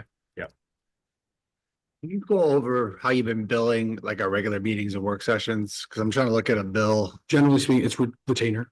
It's just retainer, but you don't even So- record hours for it. Well, you guys, I don't know if you see them, but on my hours, I will record tonight in my billing just for my firm's operations, if nothing else.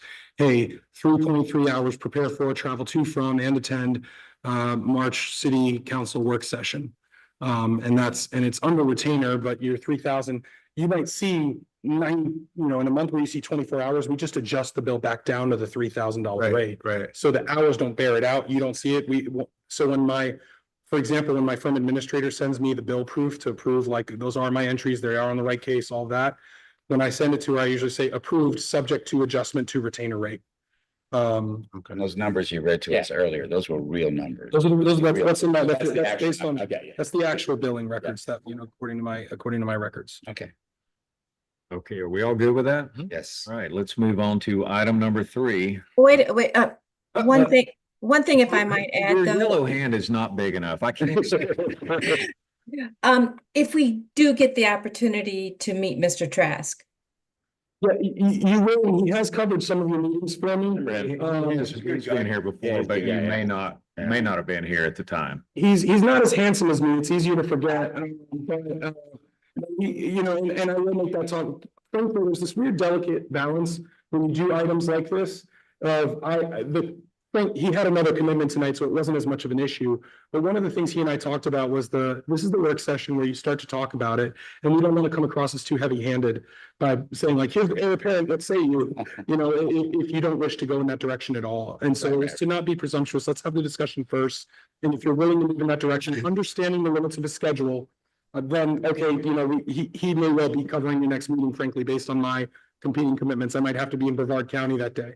So, those are the sort of things we're looking at. The one thing that I would like to see, since not everyone has met Tom, I would like him to appear at our meeting Absolutely. right before during this agenda item. And so he can introduce himself, we can ask him questions, and then we can decide which one we actually want to go on. I'm sure we will have already made up our mind, but it would always be nice for everyone to have a good warm feeling about who our new city attorney would be. Everybody good with that? Yeah. Yep. Okay. All right, cool. Now we're on to item number 3. You can put your hand down now. All right, thank you. Which is to discuss the beach access landscaping. Mr. Reefler. Nice job. Thank you, Mayor. So I laid out on the large 11 by 17 paper 2 separate plans for the 3 beach accesses that we show at Bel Air Shore. Just a recap, when I brought the prices of the sod install to the council meeting, we're looking at being most likely most bids being above $25,000 for install for the full areas of grass of these accesses that we had prior to the storms. So plan 1 incorporates using some shell on these accesses, and I started with just laying shell on the side lines of the parking lot. Okay. So the north and south.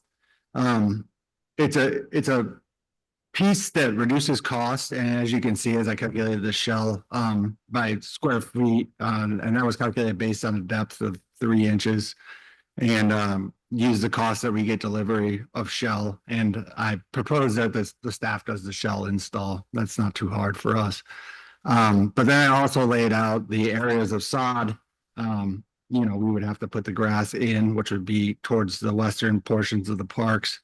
And I calculated out the area of the sod and what that would cost at our pallet delivery rate, if the staff was to throw it on the sod, or if we were gonna pay for sod delivery, or sorry, sod install with the delivery.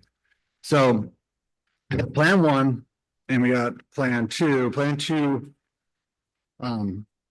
is more shell. That's extending the shell on the north and south sidelines of the property all the way up to the seawalls, which reduces the area of sod needed. And just to show you these plans, it's the same at the top on the layouts and the costs. It's just duplicated on each side of the paper. The difference is the three layouts and how they compare. So as you can see, plan one with a little less shell is a more expensive plan. If we were to pay for the shell and install it, we're looking at a shell price of about $4,230. And then with the sod install price being at $15,900, with the staff delivery only being about half that. So bear in mind that if it's going to take more time, and obviously the staff has other projects that we do, but we could probably save about half the cost on install if we were to do it, spread it out and throw it ourselves, and maybe possibly get volunteers. But I wanted to lay out these costs. When we talk about plan two, we incur a little bit more cost for shell, so about $1,300 or so, $400 more. But then the sod price will fall, so we're not going to need as much on the install. So if we were going to have a company install, we're looking at about $10,500. If the staff was going to have it all delivered and put in the smaller amount of grass, then we're hovering around $6,000 for a staff install. Yeah, let me ask you something, or let me ask the council this. Whenever Councilmember Shirley suggested shell, did everyone think we were talking all shell? Or did everybody think? That was an option. Okay, I was just wondering because that's what I thought we were talking about, and now it looks like we're just talking about the edges of the property for shell. That's okay. Now, okay, you guys go. So you're saying the yellow outline is? Yes, that's shell. The shell and the Right, so green. Basically, this plan Okay. is long. Oh, okay, there I see the I difference. think Looking for the what shell she was piece. alluding Okay. to was that we don't want to have to do this again. Right, And right. so if it flooded again, we would be right back to square one with resodding and replacing the You think the sod would stay? I mean, the shells would we'd be stay? in or the would- same boat again if water rose up high. But I do understand there's aesthetics to having the sod, and it's nice and it's pretty, but at the end of the day, these little strips of shell don't really buy us anything. Or is it more or less to put shell in than It something? reduces the cost by lots. So plan one, you're reducing your cost on. So you shell the sod install, you're getting it under 20,000 when we were looking at about 25,000, but then plan two gets it a bit closer to 15,000. So almost a $10,000 savings. Now, shell is obviously your cheapest option if you're going to cover the whole area in shell, but I mean, that is going to be a complete difference than what we were used to. Yeah, of course. The problem with shell is it looks nice and then it gets weeds. It's And then you have to. Yeah. Spray it a lot. Throwing all these chemicals down to kill the weeds and. Well, why wouldn't we go with a xeriscape type of landscape? Water native, long, deep root shell. And the other question I would have is why couldn't we get some type of sponsorship to have different companies pay for different parks aesthetics as far as the landscaping, as far as maybe we could use this foundation as an opportunity to generate interest in sponsoring the landscaping of a park. One thing you're gonna find out about Bel Air Beach is nobody wants to sponsor us. It's. I don't know if you could do that with the lot agreements. The what? With the lot agreements, could we even have a sponsor? Since there are lots. We do it as a fundraiser through the Bel Air Beach Foundation to pay for the landscaping, or. Yeah, but I'm just saying the lots are separately owned by the citizens. I don't know if Well, I mean, the Bel Air Beach Community Foundation is a way for the city to get money to pay for things Yeah. without the city actually having that money. And there's nothing, I don't think that there's a problem with that. Mr. Mora, you, I'm not aware of a direct issue. I'd obviously want to know more of the particulars, and I understand the point you're talking about in terms of the trustees and the lots and some of that, and again, one of the issues is that, we've assumed maintenance responsibilities for portions of that, and we have the ability to implement those changes however we wish. So I don't see an issue with it on the front end, but again, for me and Dom and whomever, devil's in the details, I'd want to get more particulars once we get there in yeah. terms of how you structure that. And as far as this goes, is there any weed barrier underneath the shell, or is this just pure shell? We can put a weed barrier down. It'll help out for a little bit. For a little while, but eventually you've got the same problem. The one thing that I love about sod is you can't see the weeds in it. Yeah. That's the one thing. There's always a possibility of it of flooding again and crapping out on us, but What is, as Anders said, if we have, I mean, we had waves in Goff Boulevard, so is that not gonna move the shells? And move Yeah. all that sand in the Goff, you know what I'm saying? Yeah, I think it'll all move, Yeah. but I do like the xeriscaping thinking. Okay, sorry. Mr. Roberts, go ahead. I was just gonna say, it saddens me that we allow what happened this past year to impact some of our decision-making discussions, because when was the last time that happened?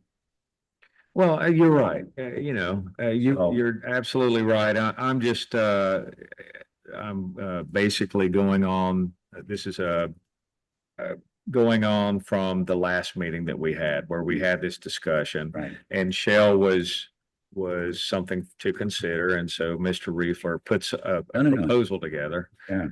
But certainly,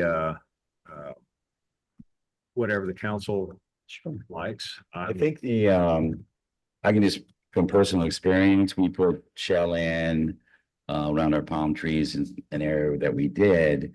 And I think we put about probably at least 3 to, I think more like 6 inches of shell Yeah. with the weed block. And there hasn't been the first weed come through that. So I don't know how much you calculated for the depth, 3 inches. Yeah. So obviously with more shell, you probably, I would assume there's going to be less weed growth depending on where it's coming from exactly. But I did have a quick question on under Plan 1 in the far left column, it says Plan 2 there. Was that just something that's stuck in a cell? Yeah, this whole is Plan 1, this is Plan 2. And then when you flip, I was just trying to identify that these layouts were Plan 2. So you knew what you were looking at. Table on the top. Right. Okay. And we remember the shell price, those numbers where it says 20, 24, 32. 2024. In the second. Oh, on the second plan too. Yes. What is that? That is your cubic yard. So it should say shell. It should say shell cubic yard, yeah. Same as the column above it. Yeah. Okay. So that's cubic Correct. yards. Okay, good. I just wanted to get my head there. Okay. Do you guys mind if we take a 5-minute break? Sure. Go ahead. Yep. So the same thing over there under Plan 2, it's cubic yards. All right, we're taking a break. Hold All tight. right, perfect. Ladders do fall. Yeah. And I think now when I did that, then I could see it. Yeah, it took me a while.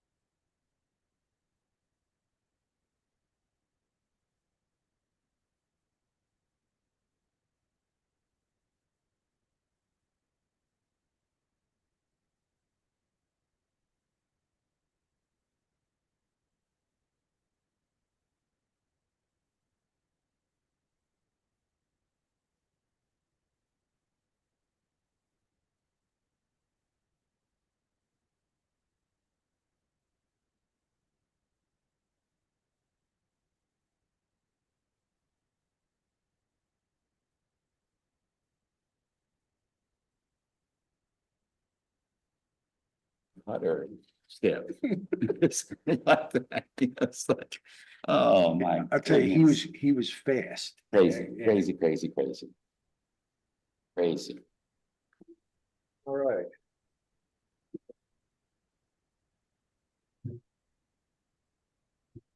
Some just throw, why is there traffic in? Are we recording again? Yeah. Okay. They're not good here. All right, we're back in session. Right. So I believe, Mr. Roberts, you were speaking.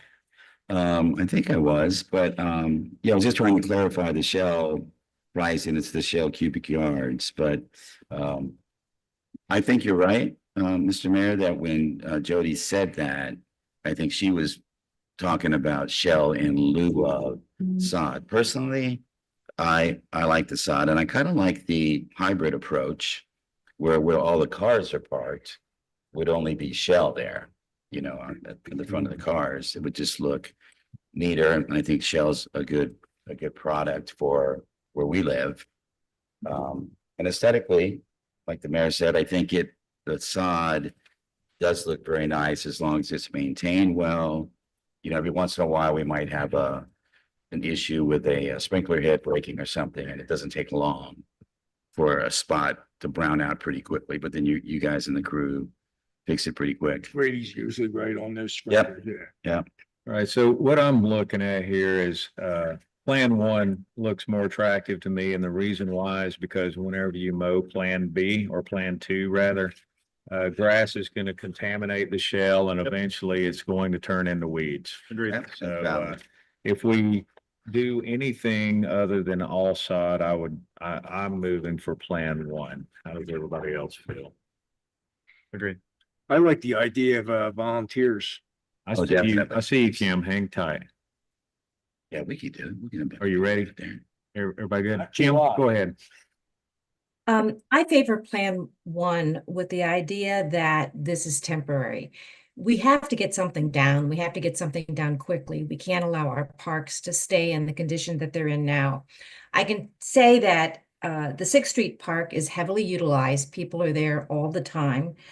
So grass is kind of important to be able to walk on. A lot of bare feet, need to get off the hot sand, need to get, not on something prickly. So I think the sod is important there, but we might view this as temporary. The shell is a good foundation for other things to come. And we might then take a slower, more thoughtful approach and say, okay, let's get the sod down. We got a nice place to walk. No one uses the side pieces, so that's good. Let's just put that in shell. But maybe we can come up with then a real plan for how to make this a more attractive space. Mullygrass, liriopy, there are different kinds of things that can be planted in the shell at some point, and let it get established in that way. But we need a foundation and we need to do something quickly. So I like Plan 1. I appreciate that. Something else to consider also is if we went to an all shell, people do bring their dogs. Yeah, these that's parks. what I was thinking too. And Yeah. that doesn't really work so well whenever your dog does his business. So I think we're gonna have to have some grass there anyway, but yes. Mr. Hey Kyle, Wallace. do we fertilize, when we had sod there, were we fertilizing and spraying it? True green. True Green does a monthly Okay. contract. Okay, so we were maintaining the grass. It wasn't just like whatever. It was actually, So the weeds were trying to be controlled there anyway, right? Yeah, okay. Right. Okay. everybody good with Plan 1? Everybody okay? Yes. Mr. Yeah. Harper? Yeah? Kim? Yes, sir. Right. How soon would this go forward? I don't know. You're getting to a heat season where, This Well, is the- It's sod season right now. right, that's what I'm saying. but Now. we Put this off for another 2 months Then it's too late. and you're not gonna get this volunteer. And are we agreeing to do, if we go for Plan 1, are we agreeing for you guys to do it, or are we paying for the whole thing to get it installed? It's gonna take longer. I do add offers for volunteering for 19th Street. I like the fact that it's a lot cheaper to do it ourselves. It's just gonna have to be spread out and coordinated. I can tell you right now, if we put the word out to the fire department, they would help us come lay out this side. It's not that hard. No, it's easy. No, Yeah. get people on board, yeah. So I see the install price versus the delivery price. I think, I think we could organize a crew and just, we knock it out as a city. It's Yes. a dollar. a And square save foot. us our $7,000. Awesome. Okay. Yeah, you do one Bring lot a day. Yeah, Yeah. it's Yeah. not that hard. That's what I'm saying. We have this side delivered to one park, we coordinate it, Yeah, and then the and we next day, tweak it as it goes. do we have a forklift? We have the tractor with the fork. Okay, Yeah. so you can move the pallets around. All right, and so what I'm hearing is you've all volunteered, and Definitely. because Randy is actually here, he's in too. Do we have a tiller? Do we have a tiller to? It's at that new hourly rate. No, we can rent. Okay, so Yeah. put a tiller down and get the thing. Like a sod cutter, actually, my neighbor was using a sod cutter and we're getting ready to do our yard with that. And it works, it's less intrusive than a tiller. So when you do the sod cutter, you don't have to do anything with the ground except rake the dead grass or the healthy grass, whatever's there. to come up. The grass areas we're proposed are pretty stripped at this point, but the shell areas, I definitely was gonna take a saw cutter too, so I can get on deeper so the curb can hold that shell in.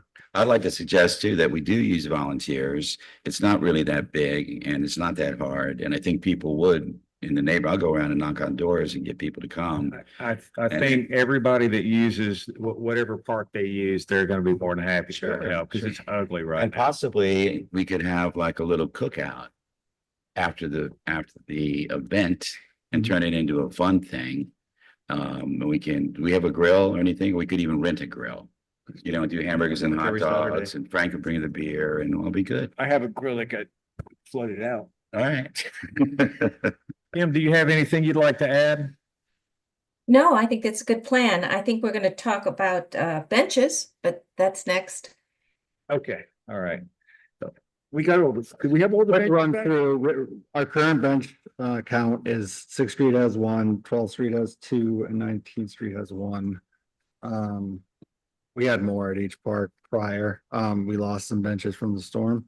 Mhm. So I think we need at least to get back to 3 in each access, because we do have a lot of people that like to sit on the bench and Yeah. watch sunsets and all that. I agree. I'd say it'd be 4. 5 benches to purchase. That'd be about $2,750. How's that? You pick up some of the benches or that like a couple of minutes, my neighbors. Yeah, we got them. No, I think that's good. The savings you got from the sod install pays for your benches.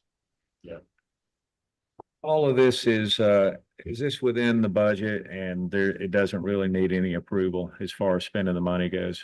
Well, it wasn't planned in our budget at the start of the year, but we do have reserves that can be used. Do we need to do a budget amendment, or are we?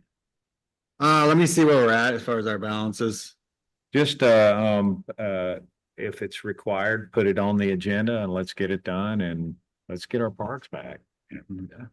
Okay. Everybody good with wrapping up item 3? No, I suggest 4 benches in each park. I'm sorry? I would suggest 4 benches in each park. I don't think you have the room. I don't think you got this. You don't have the room for 4.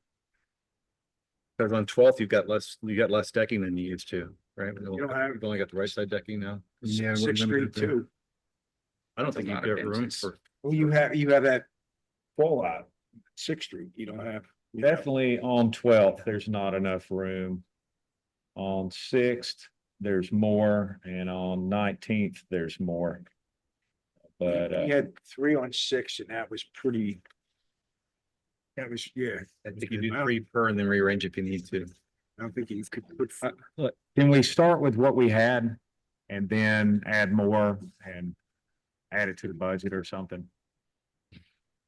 That's certainly an option. I would like to somewhat formalize that so that we do have a plan, that we're committing to a plan going forward to help improve the parks and make them a little more attractive with plantings and seating, and I think we should look at a little shade. There's no place to escape the shade. I mean, the sun, there's no place to escape the sun. I think that one of the problems you may encounter with adding some kind of a overhead structure is that it may become problematic for our neighbors. I don't know what we can do without getting permission. Might Is end it- up in the Gulf. Is that the of Mexico. case? Or a tree or something we can think about.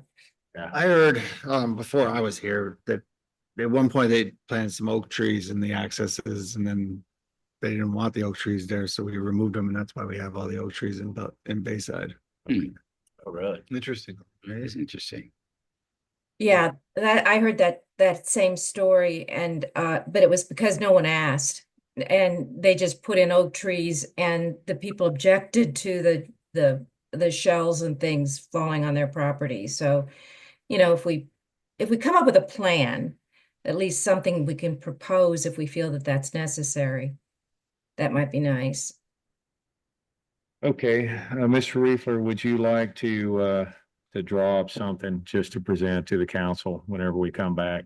And we'll just take a quick vote on it. Ideally, I would love to take this to the Park and Recreation Board because they have a lot of interest in doing this kind of thing. Our issue right now is we have 3 members, and we need to get at least 2 more full-time. Okay. Is that for the plan element? Could this be an Plan that she's opportunity talking about, for or just recruitment? Well, it's explain it? parks. For the plan element. Yeah. For the planning element, not That's just part of this their, part we're saying go without. This is good. Yeah, this is go without. Good. It's yeah, the, yeah, it's yeah, the good, okay. expansion of what we've got. Have we thought about the idea of using this opportunity as something for recruitment for Parks and Recreation, maybe park captains or something of that type, so that you've got a group of individual residents that, to your earlier point, people gravitate toward the park they're used to. Right. So maybe there's an opportunity for some neighborhood ownership and or maintenance and or recruitment of people into Parks and Recreation to manage this process. Okay, I want to move on from this, but right now we're Plan 1 landscaping, Yep. and then we're going to discuss the benches at our next meeting. Is that okay with you, Kim? Yes, sir. Thank you. Okay, all right. You can put your hand down. Oh, yes, sir. All right, now we're on to item 4, Marina Power Update. Take it away, Mr. Reefler. so I sent out an email last week explaining where we're at. We've had the panel changed out. When powered back on, there's issues with the wiring. Basically the conduit that runs from the panel to each pedestal, the conduit comes out of the ground and the wires go into the panel connections, but when that water came in, it all just went right down into that conduit and washed through. And the wires they're pretty aged, so that, you know, they were tested when they got all that water in it. So in my email, I explained that we had several electrical companies come on out and you know, give us some estimates on what they thought. And we had the one company who's willing to start with pulling the wire. And I think that's the best option that we need to start to see if we can get the power back going. But we know that there are some pedestals that you have a high amount of corrosion where those wires need to connect. And each electrician really said that some of these pedestals need to be changed out. So when looking at the options for pedestals, you know, you search online and they have these nice fancy ones that can be like $1,000, $1,500, but I don't think we need something like that at our marina. My goal is to work with the electrician to install posts and install the connection boxes and whatever is going to be needed to provide power to each slip without making it too fancy, and then allow part for part change out and not run into some problems down the road where we can't match. It doesn't look right anyways. So basically it would look like RV connections for boats. Yes, Okay. that would be permitted to be used for that purpose. But that is the idea, to get the marina back functioning, each slip working, and then set it up for future maintenance that you know, is something that is not going to be a high cost and is easy to. And that probably Change it. saves us about $1,000 per pedestal, right? Pretty close to, yes. Okay. So right now, we have scheduled Monday for the wiring to get done, and then we will find out more. As far as connecting to each pedestal location and where we need to do change outs. But I just wanted to provide an update. I was also asked, because we have had some requests for some kind of credit consideration for our renters. And just as an update, I've received 4 requests total, so 4 out of the 9 or the 18 used slips. But again, we don't have power restored, so I've been tracking the requests and just tracking the days and how much that they are requesting. And I still would like to make sure that we're all back operational, so that I can lay out everything and then we can make a decision on that. Okay, and you're talking about a rate reduction during downtime? Any kind of anything we want to consider to just maybe compensate a little, because there are slip owners that are asking, but I also understand, there are a lot of costs to maintain the marina, and this was a, act of God, and Okay, and how many of these were slips versus lifts? Okay, so we have 15 of the 18 have lifts. Have lifts? Yes. Okay, And all the requests are people with lifts, with lifts. because obviously it wouldn't make sense. Weren't able to get their boat into the water. But Yes. we don't assume any responsibility for the lift. Is that We, right? we do not. Then the way we lay it out is that we are responsible to providing power to the pedestal, but then their responsibility is the power for the pedestal to lift. We've met our need. We've not met our requirement of providing the power. Yes, we are not meeting the requirement for the power. Sent you that our agreement, and what is your opinion on the agreement? Do we have any liabilities? Well, I'm leery of opining on liabilities in meetings. Okay. The contract spells out that we would, and again, I didn't look at it in preparation for this discussion tonight, as I thought we were talking about the capital improvement of it, but my recollection of it, with all the limitations and caveats that I would want to look at the language, was that we assumed the responsibility to provide power. There was not a force majeure clause or something specific saying we will provide power unless X, unless a hurricane comes through, or unless the docks are wiped out altogether. Of course, if there was no dock, then we're not providing power to it, but where the infrastructure exists, my recollection, and with all, again, limitations, is that we would be providing the power. That said, I think that in my limited knowledge of this topic, that the city manager has been endeavoring to restore that. And that's part of the discussion here is, yes, that it's not a guarantee that there will never be an interruption of service, especially with a catastrophic event of this sort.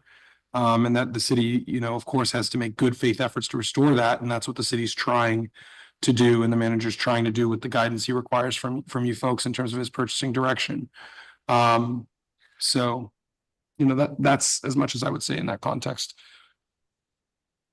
Okay, so right now, the update is you're working diligently to restore power. Yes. And at this time, we're not discussing any discounts. We're just talking about getting them back in working order. Yes. And what I would like to do is bring this back up at a later date. I think the first priority is get them in working order, and let's see where we stand. all Right, because again, if you were having that discussion now, you don't know where the window closes. Right. We I want to agree. close the window, just like we talked about lien reductions. You can't have it till you're in compliance. It's sort of a different side of the same coin. Anders. Yeah, I happen to have a pedestal in my backyard, and it went way underwater too and doubled all that.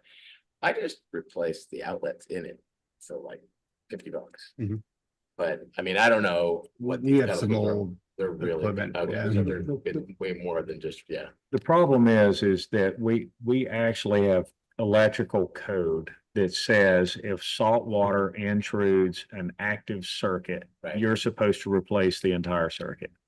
It's supposed. Which I'm saying the circuit, I mean, most of the cost of the pedestal is the stupid fancy box that they put on. Right. It's the box. I mean, I changed all the wire leading from my house to it, and La la la la la. I didn't know. I had an electric to do it. And but yeah. But I was just, I mean, you're gonna replace the wire anyway, all the way through the pedestal. It's just a question of whether you're gonna build a box. A custom box, which I get, I like the idea of having It was just basic like materials custom, to provide make your power. own, make Yes. your own little system, right? Yeah.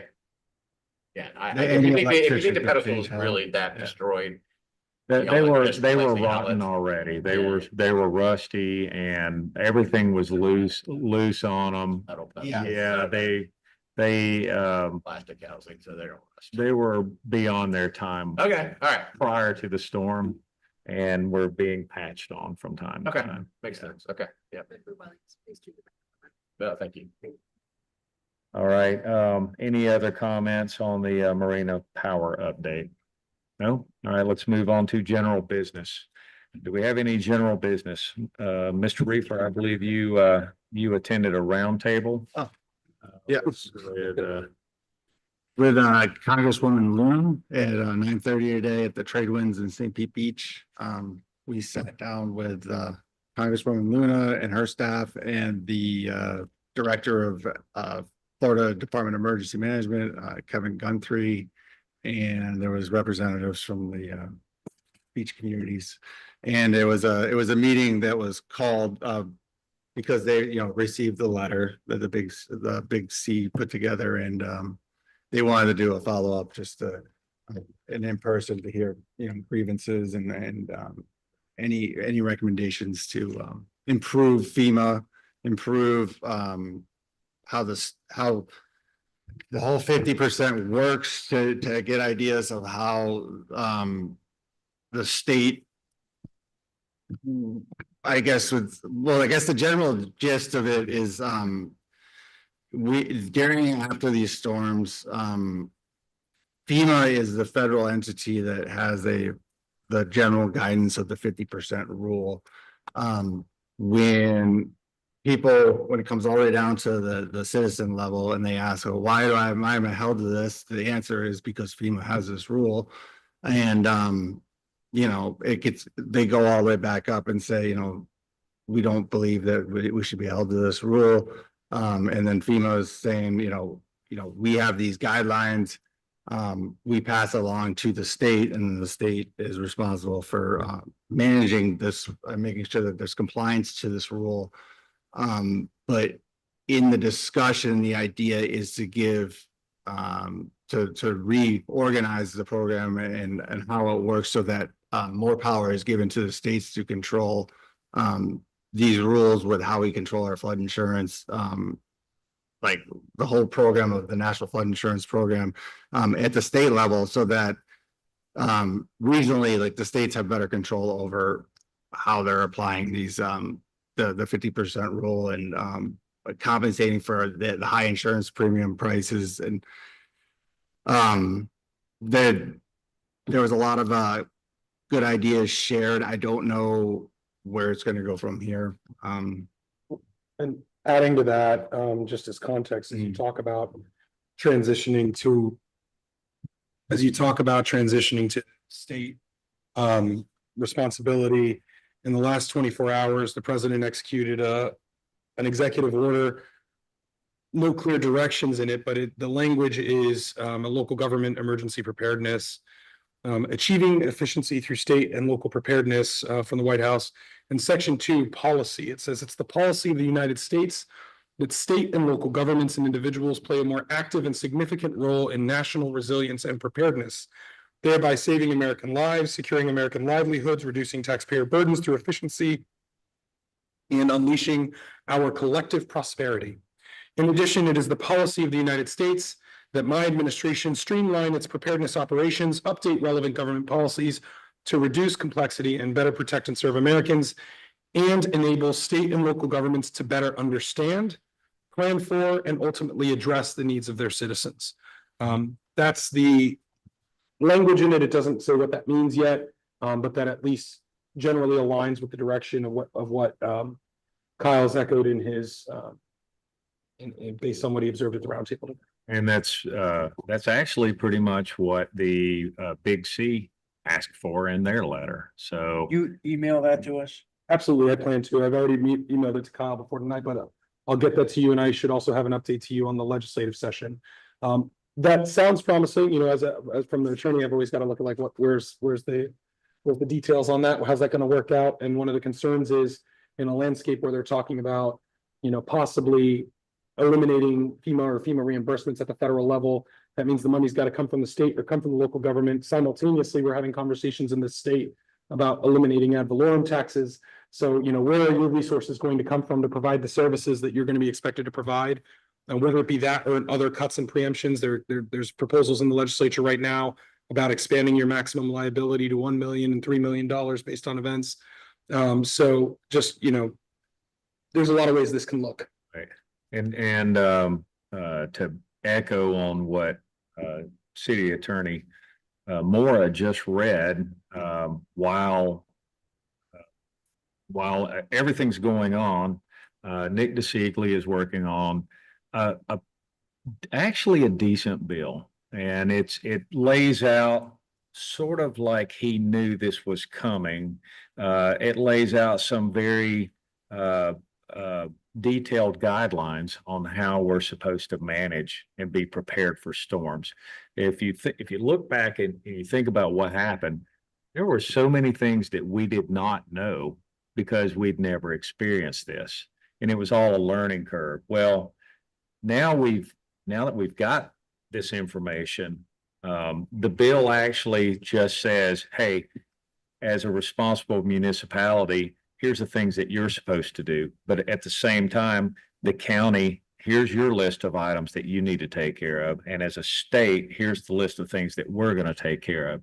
There were only a couple of things in that bill that I thought were even questionable. One of them was you have to add staff during the after the storm, where you're trying to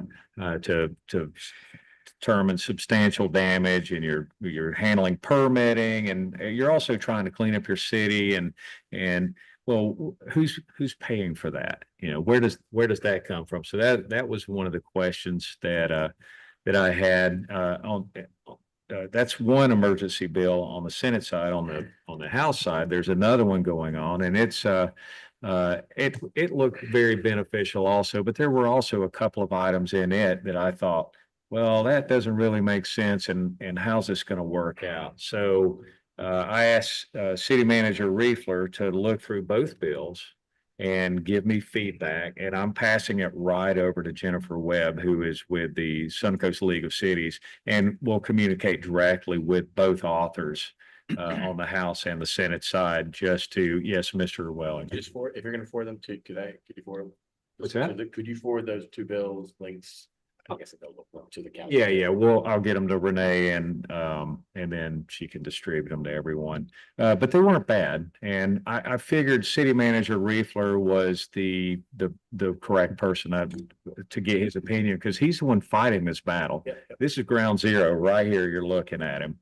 So the last thing that I wanted was somebody making law that has no clue of what we went through, and so I in all cases, this is the one time where I've seen work come out of Tallahassee where it doesn't look like they're trying to put their thumb on us. They're actually trying to help us. But there were other bills going on that were not so cool, and they're working against us as far as development goes, and what you can do with property, and basically allowing developers to just bypass the system completely and go straight to the state and get approval to develop in areas where you wouldn't necessarily want to. I actually spoke out on one of those bills, and the senator asked me, he said, well, how does this impact your city? And I wasn't really thinking about it. But I should have said, well, it doesn't impact my city directly, but because I'm with the Suncoast League of Cities, I represent about 2 million people and 27 municipalities. So it does impact other people, just not us. But ultimately, what I told him was that, well, what's to stop you if you are grabbing land for developers in this circumstances? Well, what about other ones? And it could be something as simple as our park over there. A developer may want to build something over there and say, well, it's not being utilized fully utilized. We want to build something over there. So a lot of things going on, but the emergency bills were something that I thought were actually pretty good. And I expect to send you a legislative update, if not tonight, tomorrow, that goes through the whole scope of things going on. Yep. So that's all I have. Anyone else? Anyone? You tired? Let's go home. Meeting adjourned. Thanks, everybody. Good night. Thank you. You want to talk about that or? Yeah, we've adjourned it. I think it's pretty straightforward. Yeah, I don't think we're in violation, right? Huh? We're It's not not though. violation in there. Yeah, I know. It simultaneously says, only email us if you have an issue. But if you don't email us, then you have an issue. Exactly.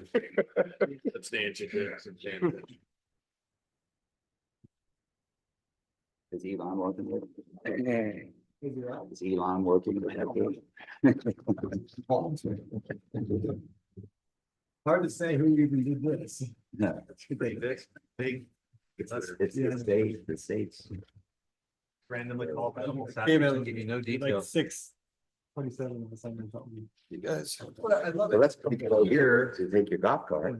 Yeah, my car was. And I don't know what list they used because I don't think any of our members got email Coming home and. They said bus. Yeah. I don't know.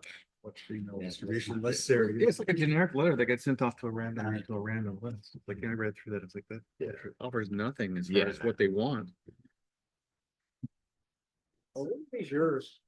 And most likely. Going after the low hanging- Well, everybody has to have a Doge. Oh, okay. Got Florida Doge. Thank you. Thank you. Right.